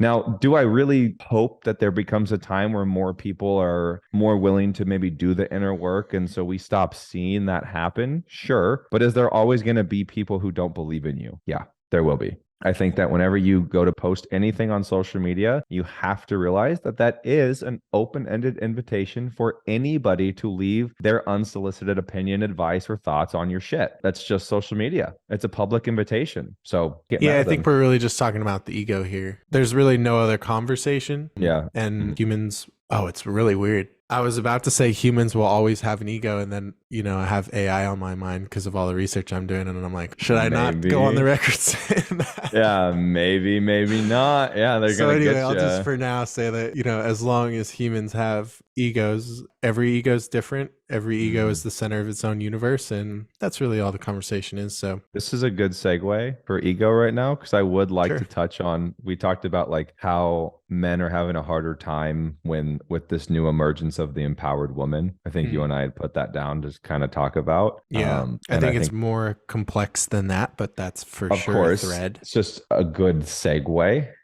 I think that when you look at a society that's been extremely hyper masculine for a very long time, I don't necessarily go gender equality, because I do think that each role has a vital part to play. Like, I think from a conscious, like, value sense, men and women are obviously equal, but I think as like seeing my woman as like my total equal in all things doesn't make any sense. Right. Like, do I see Jesse as my equal for physical exertion if we're in a fight? No. Right. What Or as does my, equal mean? that's a really good question. Counterbalance, balancing, everybody can have their own definition of that. So I'm a universe and a nature guy. Like I Mm-hmm. base my life off of what principles works in all of the universe. Because if it checks out for every species, it's probably pretty good for me to align with that. So I go Fair. off of universal laws and such. So if we look at nature, where is there equality in nature? These are just thought. I'm not like I don't have a point. I've never spoken on this Oh, before. I didn't know if you were pausing for dramatic effect.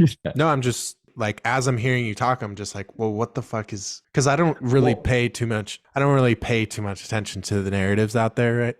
Well, let me tell you, Enough and then to we be can have a able to- conversation about it. Well, I know equality is a big one. So my question is like, Well, that was honestly just a small blip on the radar of what I was even getting into there. Because well, I it's was more actually, for the audience, yeah, true. something But to think on. yeah, I 100% agree with you. The thing I think we're seeing the most right now is men are trying to gaslight the women, because there's a massive like feminine uprising happening. I think a lot of women are starting to be empowered. They're starting to be a lot more selective of the male partners that they choose. And so now you have this society of men who have never needed to do the work, who have never needed to become better versions of themselves because they've been able to emotionally abuse the woman in their lives to keep them small. And now those women are saying, I'm done, and they're leaving. And these men are going, they're crazy. Women are insane. They're all spiritual. They don't know. Like, women, I just see it in all these podcasts now. And men are trying to damn women for women saying, yeah, I'm more attracted to a man who's in shape, successful, and has money. And they're starting to get all upset with them. And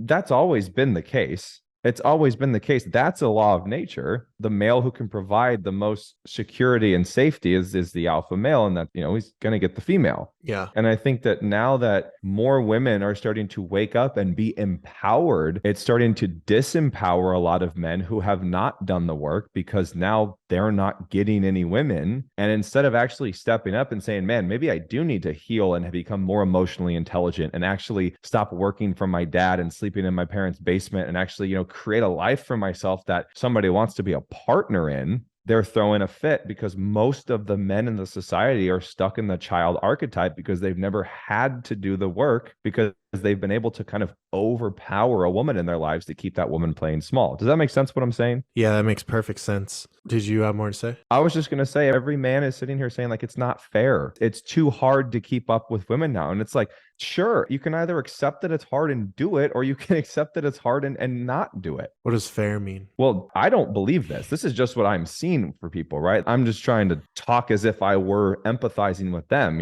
It's not fair for women to all of a sudden become empowered and not want to sleep with me because I'm 30 pounds overweight, make under minimum wage, and don't have a vision for myself. Like, that's not fair. How is that not fair? Like, you have sex with a woman, she can get pregnant and bury your child. Why would she want to bury your child? It sounds like you said Barry. Yeah. Super savage. Either one. All right. Whenever we link up, we just go only into the polarizing convos. It's great. It's the best. For whatever reason, yeah, not a lot of people want to speak on it. No. Well, they think they're important. And I think that there's two choices that people have when they get triggered. They get triggered into a fence, or they get triggered into an evolution. That's it. What people choose to do with triggering information, it's not really our priority. It's not our obligation, right? It's not our responsibility. I think if we're delivering it, I think we've been doing a very fair job of delivering things very gently and very grounded. Yeah, I haven't seen this side of you on a podcast. Lot of Usually healing. you're a lot more abrasive, Yeah. trying to piss them off. Well, So- and that's where, again, my own ability to look at myself and being like, man, you know what? I've really been quite the pompous asshole with a lot of public Yeah. speakings that I've done. And it's actually like, why am I doing that in the first place? Oh, maybe I was doing that because Well, I that's wanted probably how people. you treat yourself as well. Well, but looking back at it, was I trying to say something super aggressively so that maybe it would go viral? Well, now most people listening to the podcast might not even be getting the genuine message I'm trying to get them Yeah. and how to empower themselves because of how I'm delivering it. Can I check my ego and deliver it a different way? And that's definitely something I've been consciously trying to do better at. Well, shout out to you because I feel seen, Jeremy. Thanks for seeing me. it's noticeable. Here's the thing. I know you, but I know a different you than, you'll sometimes show on a rant or whatever. So then you'll have people like, how does this guy fit on your podcast? And I'm just like, look, we're all on our own journey. And if you happen to go off on an egotistical rant, which I agree with, and I have an ego too, but you're like super in your ego when you're saying it delivery wise. Right. And then that's someone's first, perception of you. Look, we all have egos. Yeah. So I think what you're saying is spot on. It's like the energy that you're in when you share these things is everything. And I think that's why I get away with a lot because I'll come with extremely grounded, open energy. And I'll usually lead with like, look, this happens to me too. Or here's how I fucked up. But here's the fucking like rip the Band-Aid off. Here's the harsh truth. Yeah. And that's usually my style. And for the most part, I don't have a Reddit page about me and everything like that. So I think you're onto something with just being more, less in that I construct energy of like, I have this point to prove and more of like the questioning, curious energy of like, let's talk about it. And I think that a lot of times people get stuck in, because it was really easy for me even just a year ago to get really stuck in the way that I would deliver things and say like, if you can't handle the truth, you're a fucking pussy. Right. I think that a lot of times people always cling to your past, right? Whoever has that impression of you, if there are people who talk about me who didn't even know me past high school and they have opinions about me still, and really grounding myself in the question of, well, if people can't change, what's the point? Like if we really can't change, grow and evolve, what's the point? And another question I've asked myself a lot recently is if we're not having fun, what's the point? So if I can't change to be better and I can't have fun in the process, then what the fuck am I even doing here? Have you seen Soul by Pixar? Yeah. There's a quote, a little story in the movie. After. Amazing movie. I cry every time. There's a part of the movie where he finally gets, his debut and he plays and he walks out and he's like, man, I've wanted this my whole life and I thought it felt different. And she tells him the story about the fish, right? The fish swims up to the fish, says, hey, I'm looking for the ocean. And the other fish looks around and says, you're swimming in it. And the fish says, this is water. What I want is the ocean. That's so powerful. It's so powerful because we want this amazing life destination and we don't realize that life that we want is literally happening right now and we're just ignoring it. And we get stuck in our egos and we start having all of this hate and shame and our energetics are completely off. I'm so grateful for Jessie as a partner because she is one of those people in my life that has just really grounded me back down to earth in the present to actually just go outside and sit in the grass for a second and look at how beautiful the day is and really just have like an awe of a beautiful sunset again and like really ask myself, and clients come to me and they're like in shambles and anxious and I'll stop them. I'll be like, are you having fun right now? Then what, like literally, what are you doing? Why are you spending your whole life stressed out for nothing? Like you're missing the whole point. So trauma will have you living like that though. It'll have you believing that that's how you need to spend your whole life, like punishing yourself because you're not worthy. Which is a disempowered standpoint. Yeah. And that's why I dedicated my life to energetics, perspective empowerment, and how to integrate that into business to generate wealth for yourself. Because that was my journey. Yeah, that was my journey. Yeah, it's all connected. Business is personal. I think Amanda Bucci says that. Well, you've been in business ever since the day you were born. If you've been following Jay Griff, you know all about that. Hey. They cut the umbilical cord. Cha-ching.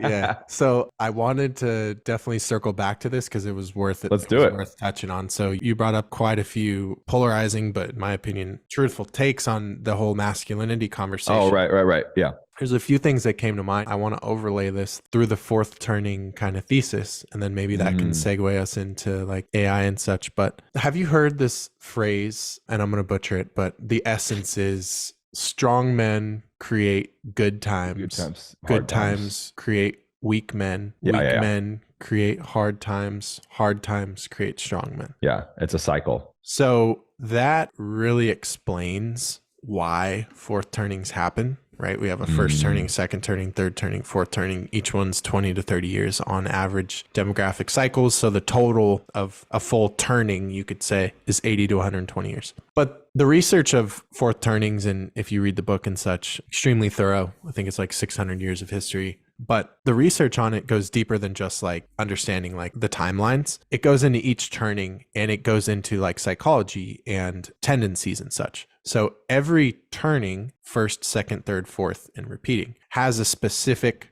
archetype. So I heard you bring up like the child or the wounded child or whatever archetype. Yep. And it's like, well, our parents grew up in the, let's see, so when they were coming of age and having kids, 80s, 90s, 2000s. And those were some of the most prosperous years, minus like, I think there was a gnarly crash in 89. There was obviously the dot-com bubble in 2000s and then 08, but that's a little bit past it. So really it's like you got the dot-com bubble and like some crazy stuff at the end of the 80s, you know, the whole hyperinflation in the 70s and such, but they weren't really having kids there. I don't know. My parents were born in the 60s, so not really having kids yet. So really we're just talking about not much hard time. So in like 2 decades, we have not much crisis. And like that was an exponential rise, right? Think about like, I mean, we're kind of going through it right now. I would compare the 80s and 90s for tech where we are now with AI and crypto. Can you kind of see that? Definitely. 1000%. Yeah, so it was a really prosperous time of like not fully mainstream yet, but like shit is booming. And then quantitative easing is basically on permanently back then. They might have turned it off during 89 and then dot-com bubble, but you know how it goes. So money printer was going for a long time. And so it's like up only, you know, it's not a meme. I'm using a lot of slang, but that's kind of that time. So what I'm explaining is that the archetype of our parents, and then let's go back one more. Their parents went through the Great Depression.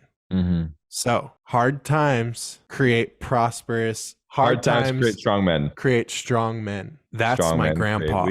Fucking savage. On both sides, like multiple cancers, lupus, like Parkinson's. You'll never hear him complain. He's like opting out of chemo, just like thug. And just like that, like his pain tolerance must be fucking. So that, and then our parents grow up in this time where they don't understand our parents struggle are our parents. Like that. Yeah. They're entitled. And that's really weird to say, but like, I'm 30 true. Now, so I have more of an adult relationship with them, but you don't realize that when you're their child, but parents are entitled as fuck. Look at all the things that the baby boomers fucked up. For example, if you're on the climate change and all of that, like worrying about what are we going to leave future generations, the baby boomers screwed us more than any other generation in terms of the systems that they set up and how much they took without reciprocating from the earth. So that's that created them weak. And then we're the offspring of that. So we are the hero archetype. The hero archetype it talks about, which I fucking love because I'm obsessed with the hero's journey. And it's so applicable to everybody's on it. Journey and business journey and the success journey and all the journey. It's the human story. I think it's more than the human story. I think there's something spiritual to it. I think it's like the universe's story. So that's beautiful.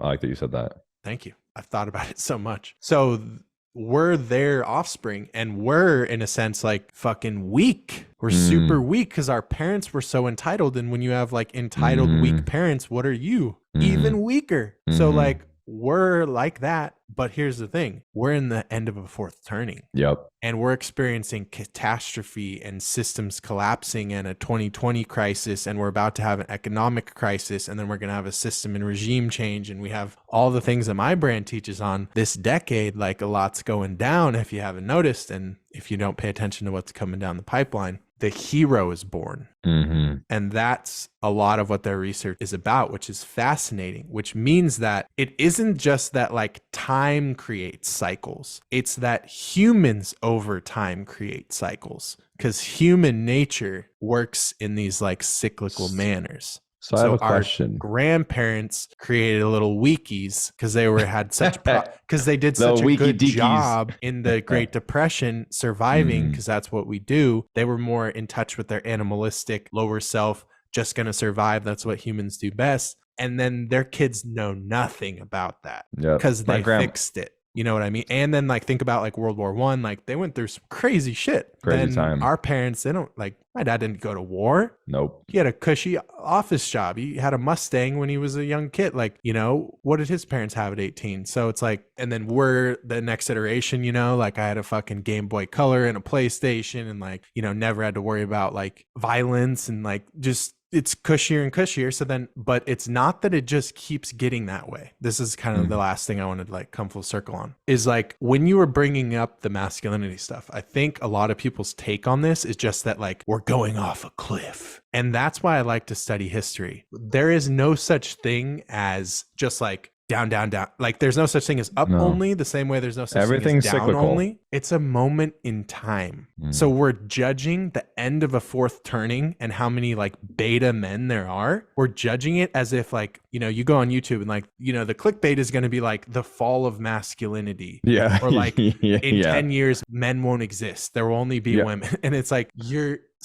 crack a fucking history book, like not the ones they give you in school. Hell no. Like go study like at least like study like Roman civilization or like just the last like study the 1800 and 1700. Like just study some form of 100-year snapshot and you'll see like this is nothing new. Things go in cycles. So to wrap up what I'm saying, we're at the end of a fourth turning. And even though our generation is really weak in terms of the men, when I say weak, I guess I'm just referring to ability to handle adversity. Yeah. And like temperament. At the same time, we're the only of the four, first turning, second turning, third turning, fourth turning. We're the only of the four that is both handed a shitty hand because like we're the ones who are coming of age during the collapse of 100-year cycle.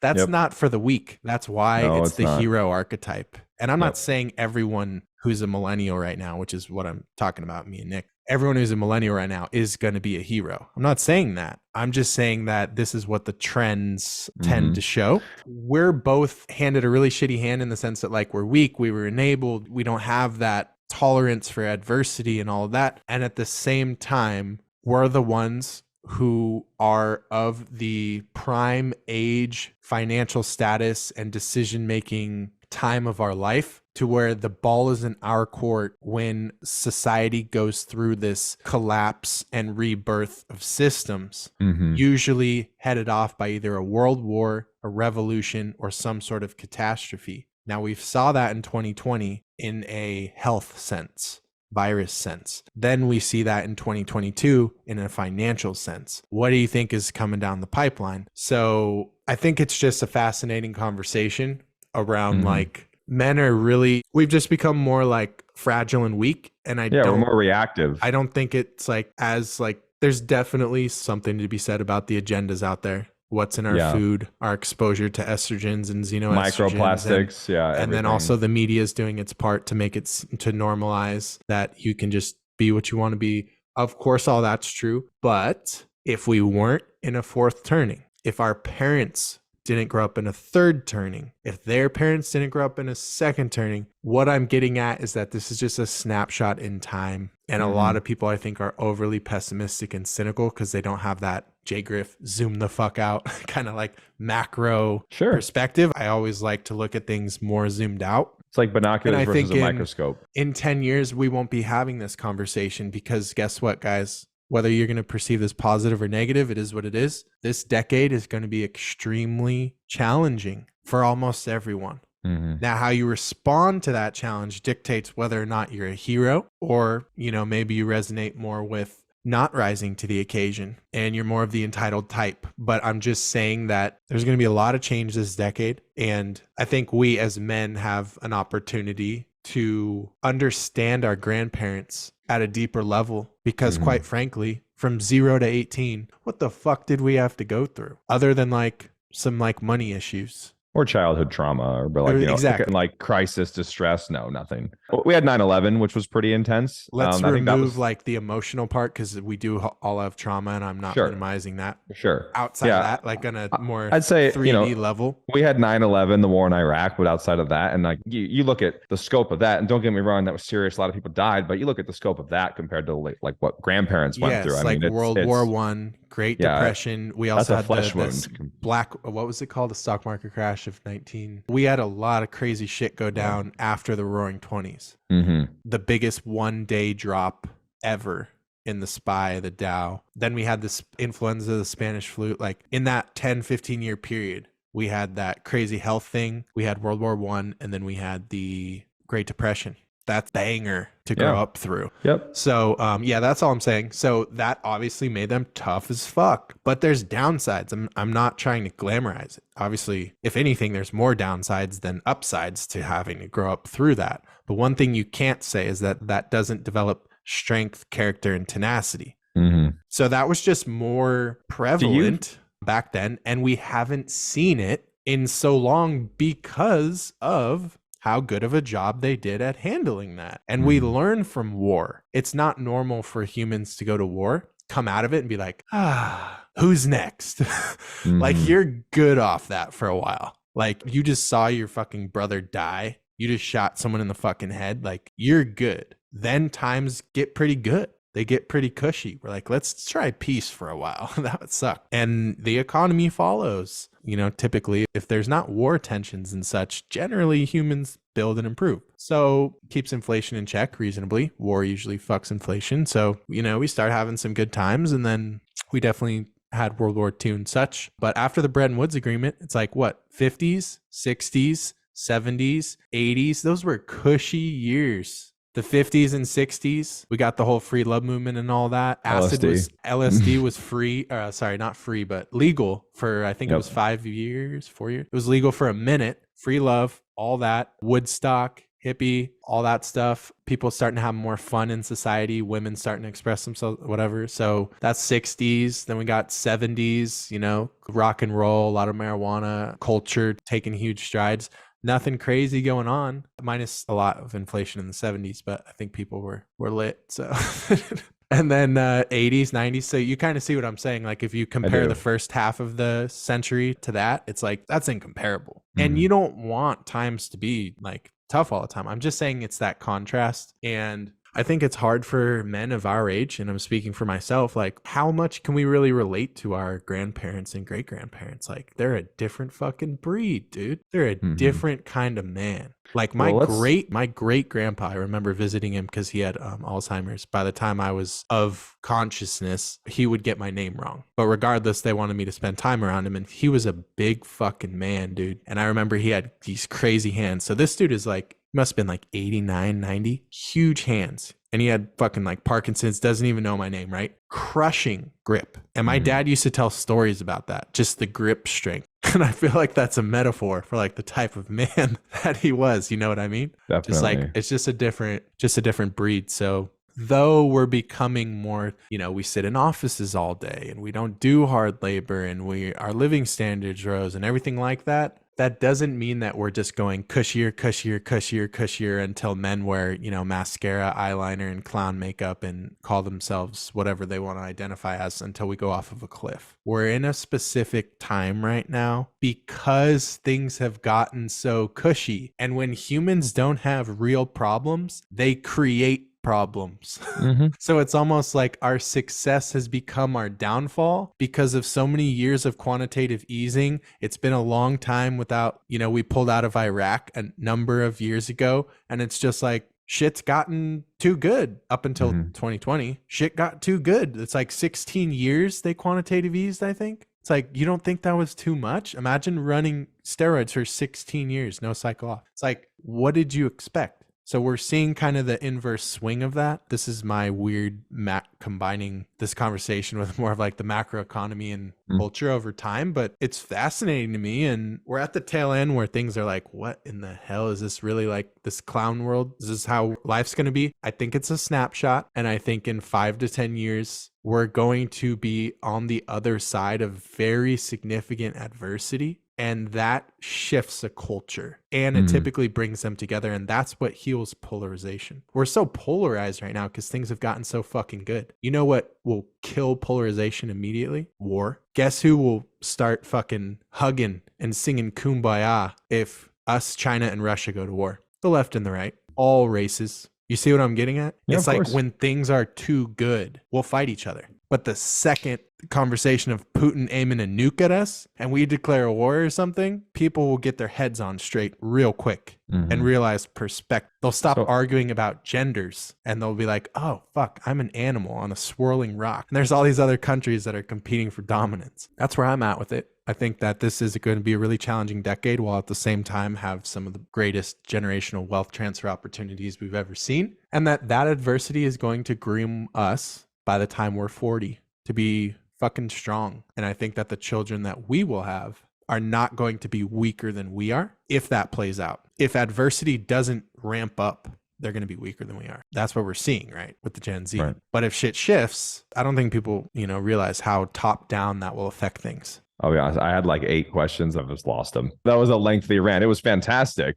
I kept trying to hold on to a question and then I would have a new one pop up. But I think the one thing that stood out to me the most, one is if we were to look at the growth or how quickly we're having turnings now or revolutions now, right? You look at our 4 industrial revolutions that we had, right? We had the steam engine, lasted, I think, 111 years. Then we had the combustion engine, which lasted 94 years. And then we went to like automated things that lasted 40 something years. And then we went to computer systems all across the board. That lasted 9 years. And now we're in AI. So like our industrial revolutions are getting shorter and shorter. Our exponential growth in society is getting faster and faster. Our ability to collectively heal is getting faster and faster and faster. So do you think that these cycles of war and then us not being at war and finding war within ourselves, right? We have this almost war wound as a collective in humanity. Do you think that we start to see that heal over time if we can continue to have more people prioritize their own healing and step up as leaders in this hero journey to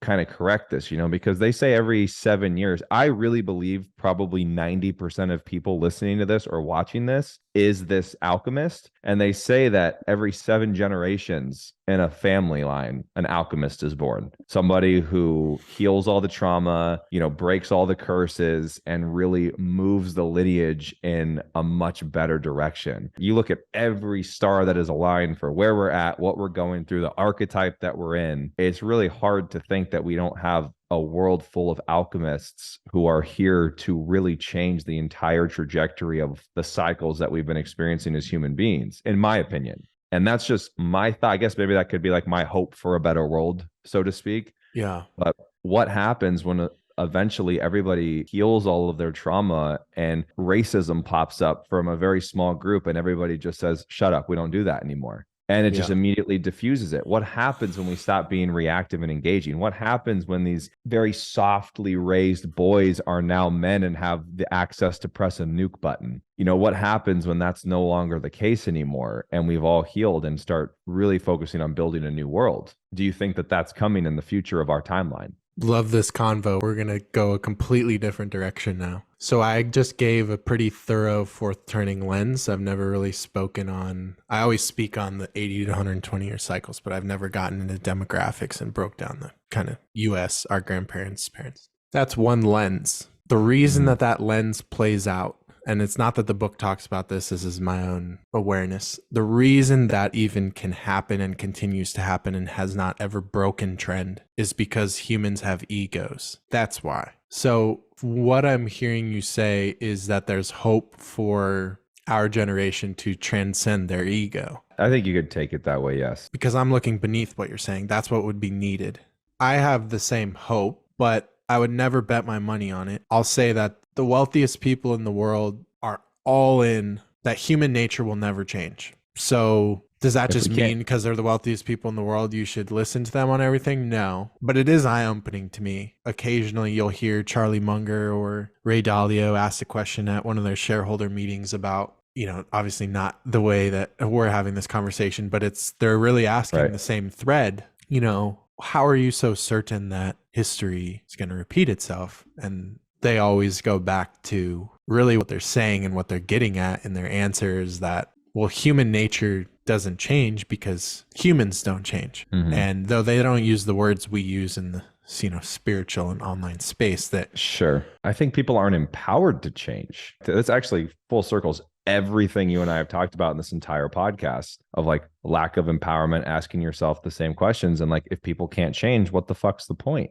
I think that people are so desperate to not change. They want the world to change for them. We see Yeah. this in the masculine thing that we talked about. Well, I don't want to change as a man to actually be of value and provide for a woman and treat her as a queen and check my ego and realize that there's competition out there. Like, I want her to change. I don't want to change in my energetics and actually show up differently and actually be valuable for people to follow me on social media and give me business. I just want to get a ton of followers and have people pay me for knowledge that they don't even think that I have. So do you think that if we empower people to be able to change, to like really show people, and obviously people have to be ready for it, right? But if we can really give that power back to the average person that is being taken away from the, big corporations that think for them, do you think that we see a faster turning with them? Because I think our community here on YouTube and the spirituality community is a little bit different. I think everybody watching this is obviously significantly more susceptible to a change like that. Otherwise, they wouldn't be this far into a video. But for the average Reddit user with 5 fake profiles to go like their comment when they post on something,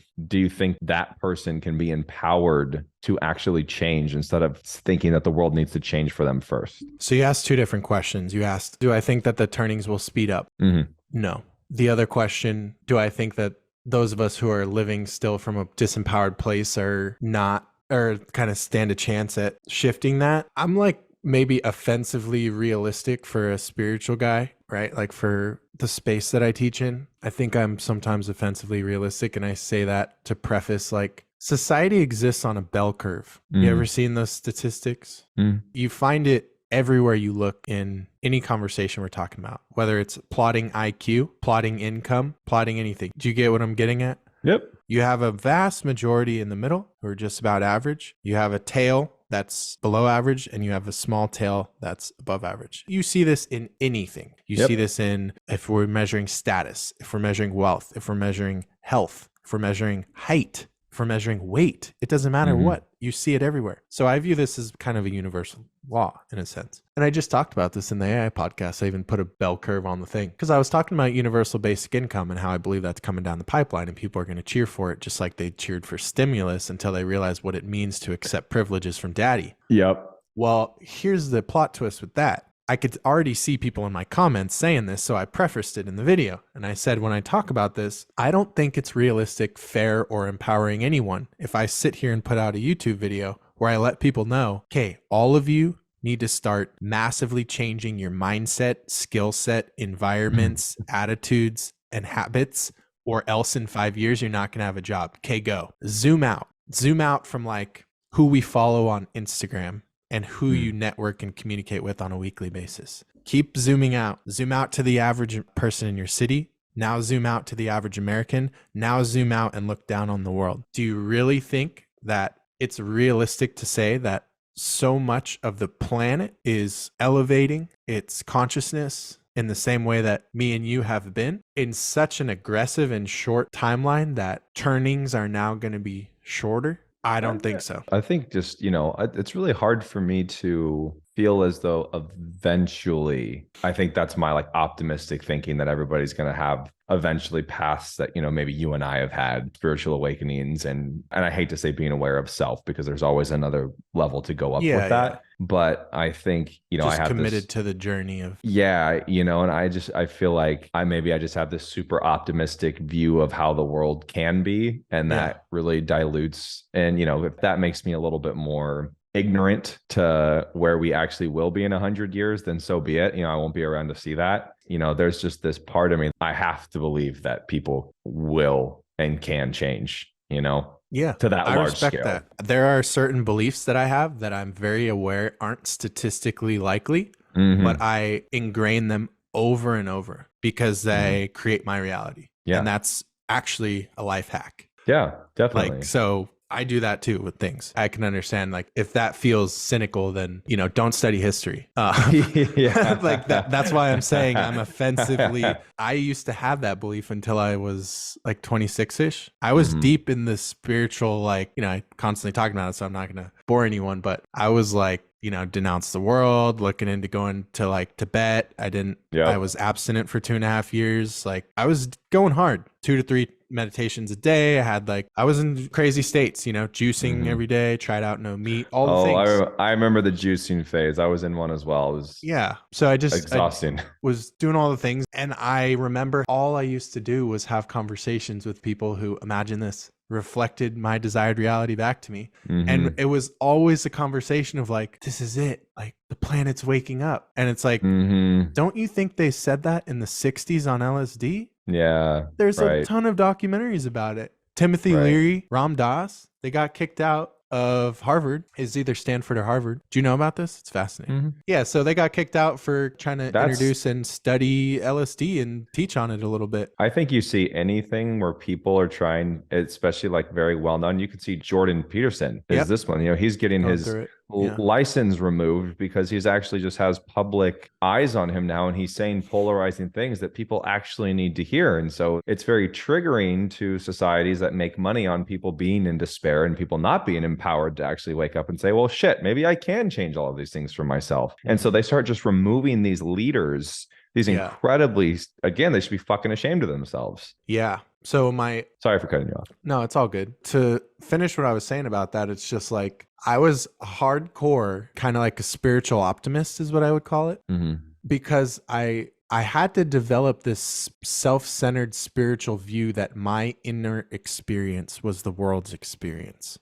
I spent so much time inside shifting my own reality. You can start to develop this like spiritual God narcissism. Complex. It's like a God complex. You go in and you heal all this shit and you start manifesting. You're like, I'm not even the same person. This is crazy. I'm not even a person. And you're like, if I'm going through this and then everyone that I'm using cognitive bias to attract around me is reflecting that back to me, it's like, holy shit, this has never happened before. This is crazy. No one even knows about this. And it's like, but every single generation thinks that. And I made podcasts about it. It's on both sides. I'm not trying to be cynical. 100%. I just made a podcast about, I actually laid out the last 100 years. And I think I laid out 12 to 16 examples of times that they said the world was going to end, like genuinely. Like, do you remember like the anthrax shit? Anthrax, Y2K. You remember swine flu? Yeah, there's, there's Y2K. So remember the Aztec calendar? Yep. Like seriously, like when it turned Y2K, like technology didn't work for a bit of time because the clocks weren't programmed past then because they were genuinely not anticipating humanity being here. And that like freaked everyone the fuck out. Like this was real shit. It was just like, it's cool to study that stuff because it has helped me like after all the healing, like ground myself back down to like, I realized I'm projecting my experience on the world.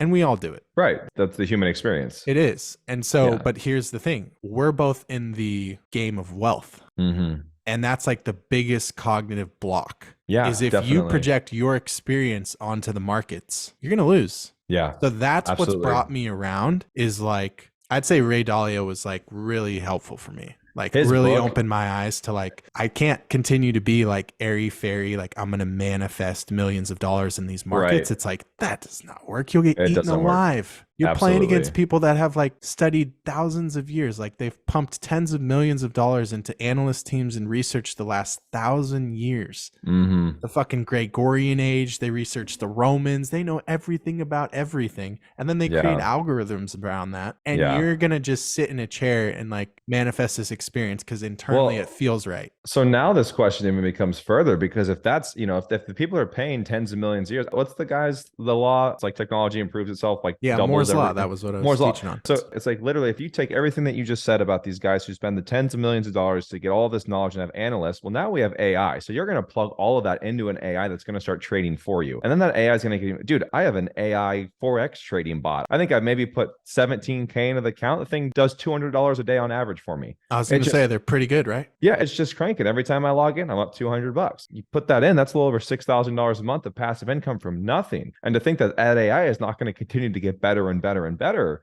Oh, is yeah. crazy. So now it almost can become more like AI could even start manifesting wealth for you. You know, you're Yeah. going to get to the point, and then the conversation even starts to become like, does money even exist anymore if AI can just literally generate you $1 million in a heartbeat? You know, what's the new thing going to be? That's actually the conversation I was trying to have in the tail end of the AI Oh, really? podcast. I'm only 10 minutes in, so Well, no, sorry. I didn't directly propose that question. I just love that you just Mm, brought that up because that tells me that we're thinking, extrapolating out in the same ways. Exactly. That's the question yeah. to be asking. Like, I think it's people not have the to, case right now, but it it's will be going fast. to be the case. And that was actually my thesis for universal basic income. Hmm. Money is going to shift. So I brought up Ford and I explained, or not Ford, Rockefeller, and I explained that whole education system super briefly. I've already done it a million times, but he literally created the concept of trading your time for money just to fill his factories and Absolutely. his oil businesses and such. It was just propaganda campaigns. He hired the same guy that did Hitler's in the Nazi era. Little known fact. And that's only 120 years old,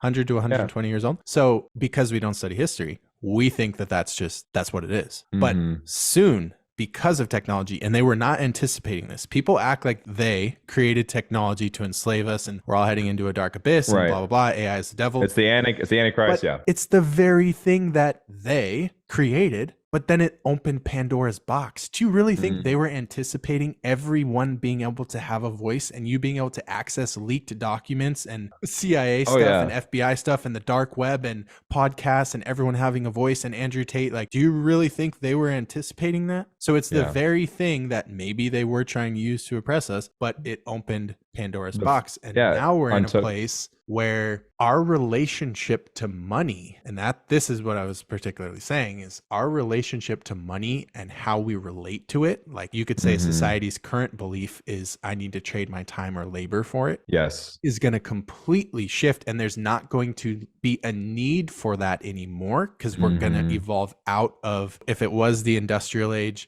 and then it's been the information age, now we're in the automation and artificial intelligence age. In this age, they don't fucking need you. You're actually costly because their margins will triple if they get a robot rather than you, and it works 24/7. So you're gone, sit on the couch, we'll give you a monthly stipend, and we don't actually need to harvest your life force, energy, or time anymore for labor. Now the relationship to money gets crazy. I think that you're 1000% right. I think that this is where a lot of people, because this is my big shift with entrepreneurs of energetics in their business, is most people, and they usually come to me from other business coaches, it's a very business centric focus. It's very, how can we reduce costs? How can we increase margins? How can we make more money short term over time? And it stops focusing on the customer or employee experience of the company. Now you're at a point where if you're being super short-sighted with your business margins or trying to get some money or extra money and you're not worrying about improving the customer experience, you are going to get left behind by an exponential technology that shoots up. And then the customer is going to go to them for a better experience for a cheaper price. So instead of people in business, if any entrepreneurs are looking here, it's like, if you can maybe take a small hit on a margin, but it greatly improves your customer experience and you're thinking about what the customer needs before they even know they need it, you are not going to go out of business with all of this massive change. But if you see yourself caught in a Kodak moment, you're going to go out of business, right? You know, Kodak, right? Kodak had a they were multi-billion dollar turn their cheek to digital iPhones. cameras, right? Yeah. And then a multi-billion dollar company They're went like, that's bankrupt. a fad. They called it a In a fad. week. They're not, Yep. I'm not investing in that. Because they got too stuck in their own way. They didn't want to innovate. They didn't want to look around what was happening. They didn't want to pay attention, and they weren't customer focused. They were business focused. We're the best. Nobody's going to go anywhere. Instead of how can we improve this further? So I think that that is the new, like, we have exponential AI growth, exponential business growth, and wealth is going to come from getting away from how to increase margins and going into how can I increase client experience and employee experience, because that's going to bring you more clients, more referrals. They're going to stay longer, and that's going to give you more revenue. I really like that approach, and be annoying and tie that into the whole fourth turning thing that we were saying. That fits perfectly as well, because the whole demographic thing, like when times are good, businesses underserve. Think about that. Yep. When times are good, debt is cheap. Businesses underserve. When times are the absolute worst, that is the best time for customer service because it is out of necessity. If you want to survive this recession and you're launching a business or you're in business and you want to make it to the other side, what are you doing? You are tripling the fuck down on your service and you're doing the things that got you there in the first place. That when shit is cushy, you stop fucking doing that. Now, me and you don't, but most businesses, especially big businesses, do. You have to be able to provide certainty during times of uncertainty. And when you do that, you stop becoming an expense for people and you start becoming a necessity for people. And that is just the best principle anybody can take away from trying to how to run your business is right there. Make yourself a necessity, not an expense. Yeah, that's really good recession-proof advice. And that's a process. Easier said than done, but it's what you want to sit with. I think we're probably coming to the fourth turning of this podcast. I think we're like 3.5 hours in. We're 3 hours in, but we didn't start recording for a while. So probably 2:45. Nice. 2:30, 2:45. But yeah, we can wrap things up. Why don't we hit on all our main points, all our main topics, but you want to just kind of... Let me ask you a final question for people and you can ask me a final question for people and we'll pop off. All right. So if you had to give, let's go, because I'm sure I guess not really, because you kind of have everybody learns common law and stuff, not necessarily specifically entrepreneurs. So I guess just for anybody watching the podcast, we're like 50%. Yeah, that's awesome. I think we're like 80% entrepreneurs, 20%. Yeah, you got the more business focus. You're helping people. Yeah. Ours is like they come in, they get red pilled, and then they're like, oh, I didn't realize part of not being a slave means I can't allow another man to dictate if my family eats or starves. Yeah. Now I'm interested in entrepreneurship, but you kind of have the people who are already doing 5K, 10K a month and they want to scale. So it's just a little different. We have brand new business owners too. Anyways. So I guess for anybody just listening or watching, tuning into the podcast, I think the biggest thing is there's a lot of uncertainty right now. There's a lot of fear around this recession coming up. And like maybe people are already struggling in business and now they're frantic because they're like, I need to get myself established before that. What's 1 to 3 like just key things for them to focus on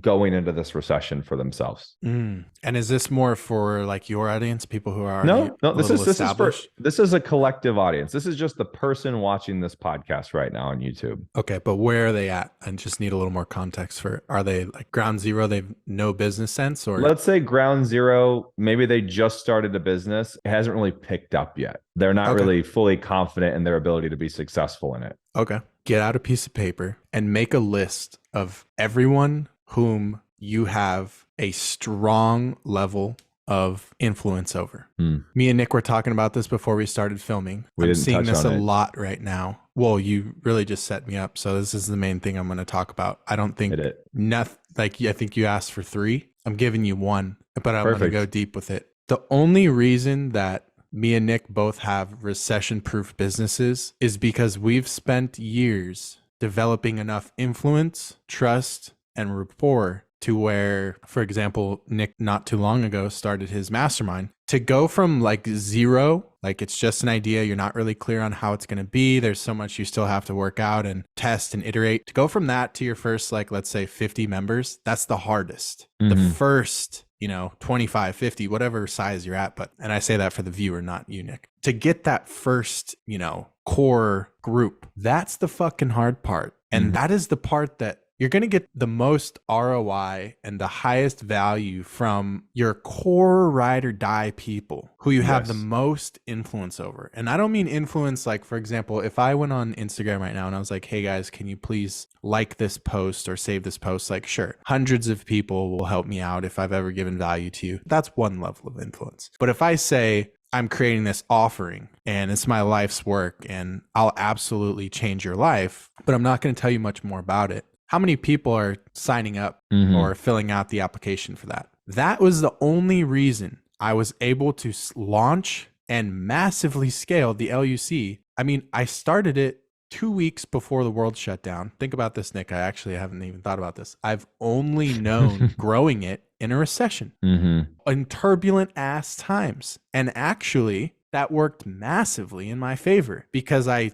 learned to build it through adversity and position it and structure it as a recession-proof business, which maybe I wouldn't have if things were cushy. And then the tables turned, I might have been screwed. Correct. So this conversation of influence, if you sit down right now and you're struggling to name out 5 people, 10 people, Because the barometer that I'm referencing when I say that is like, really, what am I saying here? Because you might be thinking, well, Jeremy, if I haven't started the business yet, I can't list who I have influence over in relation to that business. I'm not even saying in business. Business is just a reflection of you. Mm-hmm. And so that's why you'll notice if you study entrepreneurship, there's such an overlap between personal development and entrepreneurship, spirituality and entrepreneurship. Because who the fuck is going to follow someone who doesn't even know themselves, who doesn't command attention, who doesn't express confidence, who doesn't have good people skills? They don't have the right mindset, etc., right? So I think the hardest thing to do in business, and you would probably attest to this, Nick, like most people, let's say they're stuck at 5K a month, to go from 5 to 50, huge gap, right? Right. They don't really need much in terms of systems. You don't even need a team at that level. Usually people don't have enough influence. And what is that? Like, let me get a little more tactical on how that manifests in different ways. There's a bucket where it's like, you just don't have enough interest in your offer. Don't blame the algorithm. If you don't have people who you can go directly reach out to, maybe you've worked with them in the past and hopefully you over delivered. That's influence. That's rapport. That's how you create customers for life. Or maybe you've never done an offer. So you're like, I don't have that. Do you provide value in every situation that you're in? When I have a relationship with someone, I am always providing them value.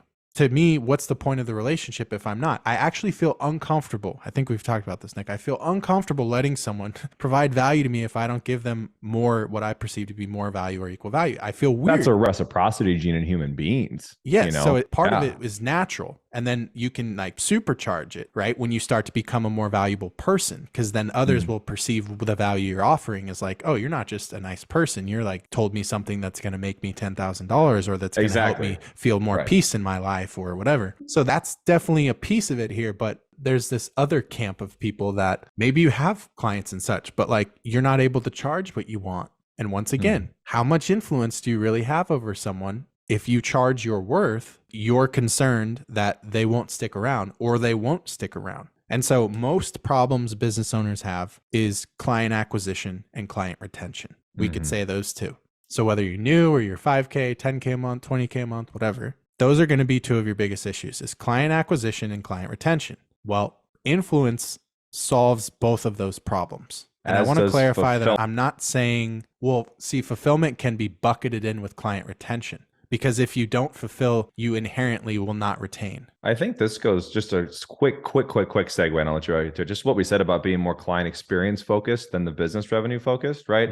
If you focus on having more influence and your fulfillment is better, you retain more clients and you get more clients because the clients that you're serving, you're posting about your service more. You know? Yeah, but ultimately, I want to kind of like last thing I'll say here, and then I'll ask you something. I want to zoom out like bigger than just like any particular business and how to get your clients. It's like, I'll put it this way. If you can become the person who has a list of 100 to 200 people you could write down on a list that would actually follow you into war, not only will you never go hungry again for the rest of your life, but you could quite literally start any business, any brand, any nonprofit, any club, cult, mission, whatever, and automatically get it off the ground.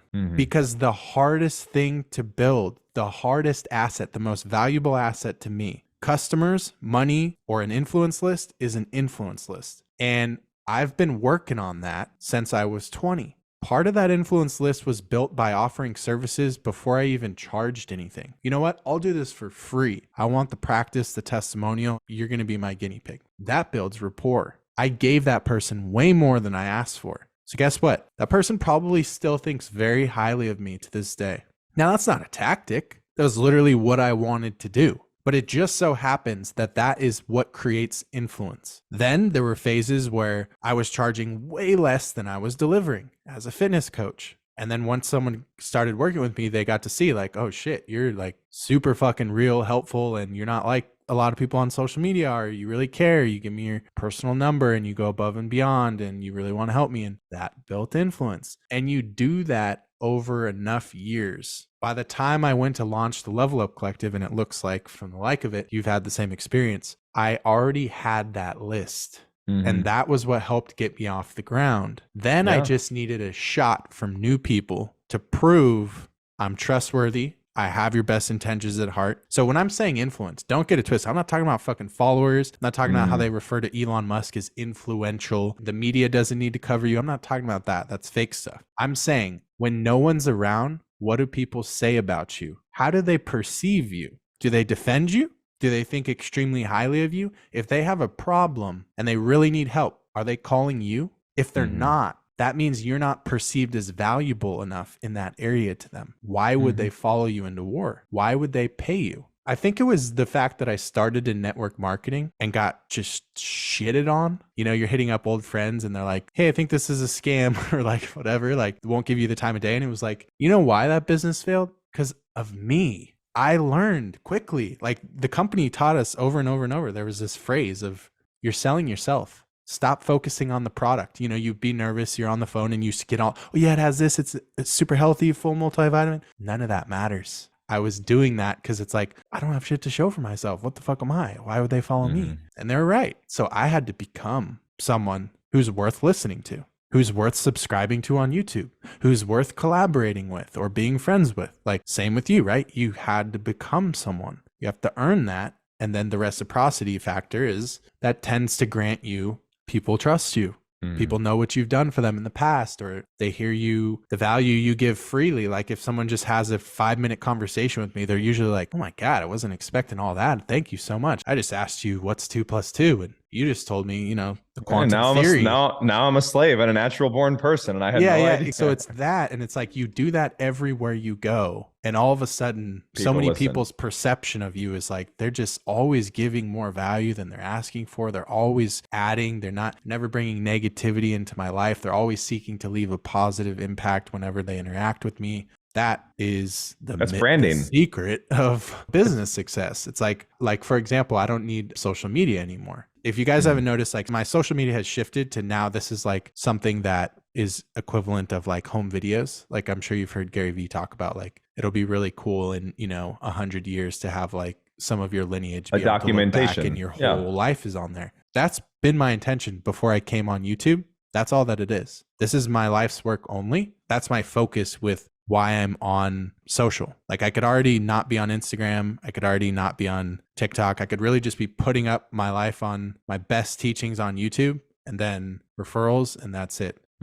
But you don't start there. I guess the message was nuanced, but it's work on your influence list every day. And if that's 4 people and you're feeling sad, honor that. And then start working on what you need to do to double that, to 10x that, etc. Who do you need to be? How do you need to show up? What environments do you need to put yourself in? What area can you add massive value to others in? There's got to be something. I don't care if it's fucking coding or how much you know about the Illuminati or vegan cuisine or fitness or whatever, but there's something that you can really, really influence people in. You can build their trust. You can help people. Just start helping anyone you meet with that issue. Help them for free. Help them more than anyone else has ever helped them. And if you do that, one day you'll look up and you'll have more money, influence, and goodwill, which is an asset you can extract at any point, then you know what to do with. And the irony is at that time when you look up and realize that, you don't need to extract it. So that's my super long-winded answer. Yes, it was. But I've been wanting to talk about that. You know that. Yeah, it the was influence good. thing. That's branding. Literally. Influence is branding. Everything you saw is like how somebody can brand themselves first. I love it. Phenomenal. Cool. Now I need to think of a question that you can rant on. You can think about it. I'll add one thing to the branding thing while you think, because I think the influence in branding is very important for whoever's listening to get at here. The branding side of things is, kind of going back to what I was talking about customer experience being an all-time high. Say like, you have somebody who signs up for your company, and the second you guys sign up, right, they get off the phone with the sales rep and now they have that initial buyer's remorse. They're super scared, but you send them a video recording directly to their phone. Hey, so glad that you just signed up. Hey, go into the group, introduce yourself. I'll be the very first person to comment on your post. So you take 5 minutes of your time and you actually wait and you see this person introduce themselves, and then maybe you and a couple other people immediately respond. So they automatically feel super at home, super warm, super engaged. And now you've replaced their buyer's remorse experience with a massive, holy crap, dopamine, I'm included and I'm super valuable. On top of that, we email them a $25 Amazon gift card. Hey, thanks for choosing us. Amazing. Now, my client success manager has every single client's birthday. And on their birthday, we send them a $10 Starbucks gift card. And then when they leave, if they don't want to re-sign, like, hey, I'm going to take a step away. Awesome. Send them another $20 Starbucks gift card afterwards. Hey, thanks so much for using us. That's branding. That's things that take away from margins a little bit, but actually just is super fucking kind to the people that you're working on. You're like overly being nice to them because you're like, dude, hey, thanks so much for trying us. Hey, it's your birthday. Hey, thanks so much for trying us again and you're leaving us. What is that person going to say about your company, about your brand, about your influence on them when they're like, dude, holy shit, like these people really fucking care. And those are those little things that I think reinforce a brand and the customer and employee experience, which can generate you more revenue than just trying to grow business revenue. That's a gem. That right there, I'm telling anybody here who has like a service-based business, that model that I just said, a sign-on gift card, a birthday gift card, and a sign-off gift card, that model right there will make you more money than almost anything else you implement in your business. Yeah, we forget that we're dealing with humans. So we try to tweak numbers, but we're dealing with humans, not numbers. Yeah. All right. Here's my question for you. Okay. It's not an audience question. It's a selfish question. I want to know your That's answer. okay. Do you think The you'll be suspense. on social media in 10 years? Yeah, I do. I think I have very large things and projects that I'm working on right now that I do think one will still be around in 10 years, but actually are reliant on social media in order for them to happen. As you know, this is the first time I'm actually publicly talking about this, but as you know, I started the solar company and, you know, I have a whole story of why I started that solar company in the first place, but I also started that solar company to fund another project that I want to do. Something that I've always talked to people and entrepreneurs about is usually you're not going to get an audience with a multi-billionaire to ask questions. I've actually learned so much from having conversations with homeless people. I really have. What are you doing out here? I've met some amazing homeless men and women who literally just had rotten luck. And because they were homeless, nobody gave them the time of day. So what I'm actually working on project-wise right now is creating essentially a series or a show or whatever you want to call it called Homegrown. And what I want to do is all my share profits from the solar company, I'm going to take them and I'm going to pay for the housing of, say, like every quarter, I find one homeless person and I actually want to pay for their housing. I want to get them new wardrobe cleaned up. I want to give them a job, teach them solar sales and make them a self-sufficient human being again and document the entire process. Oh my God. That's one of the dopest ideas I've ever heard. Thank you. It came to me like a really deep meditation of what I wanted to like kind of do with my wealth. And that was just really something that came to me that I know what it's like to kind of make a wrong turn and be cast aside by everybody. Yeah. I was fortunate enough to not be homeless, but I know that if I ended up being homeless, that nobody would ever listen to me again because of the stigma that we have in society around them. And when I used to live in San Diego, I made my rounds walking and there was about 5 homeless people I would pass. I was friends with all of them. And what was crazy, I would walk up and I would see, I remember this one, I was with Jesse and this one guy that I know, he was like screaming at a wall, you know, just the typical thing that we see nowadays with homeless people kind of being crazy, screaming at a wall. And I walked up to him and I was like, yo, man, what are you doing? And he immediately snapped out of it and started talking to me like a normal person again. And that was a really big whoa for me of like, how crazy would I get if I was just ignored by human beings all day, every day, and nobody wanted to interact with me? Does that actually do something that crazy to psych? The second I talked to this person, he's normal again. It was a very interesting seed that planted in me. And, you know, you see people kind of like walking away from them and like keeping their distance every time you see a homeless person because, you know, and again, a lot of them do have some issues that are clearly prevalent that need some additional help. But I think that if we can start having some sort of like publicized viewing on, hey, look, this person just has rotten fucking luck, actually give them a shot to make something of themselves again and they do it. One, where does everybody else's excuse come from not being able to turn their life around? And 2, can we start changing the conversation around the homeless problem that we see in the United States and see that, again, it's actually just a lack of empowerment issue. So I will be on social media in 10 years because I will be doing that. I might want to be involved in that if you're, absolutely. I don't know if that's a solo project or how you're wanting to go about that, but it's a collective project for sure. That's a really cool idea. Thank you. And that'll do like incredibly well on YouTube. Yeah, I think so. And I think eventually, get some traction and get a little bit more eyes on it. We can start almost franchising it and have people doing it in every state. And then eventually over time, obviously if the solar company is funding it, right? It's a business opportunity as well, right? By nature of the show growing, people will want to use our solar company more, which funds more people that we can help. And it just kind of becomes this own churning ecosystem of more solar energy in the world and more, homeless people getting opportunities to turn their life around. I don't see a bad side to it, to be honest, That's super dope. You're not doing that yet though?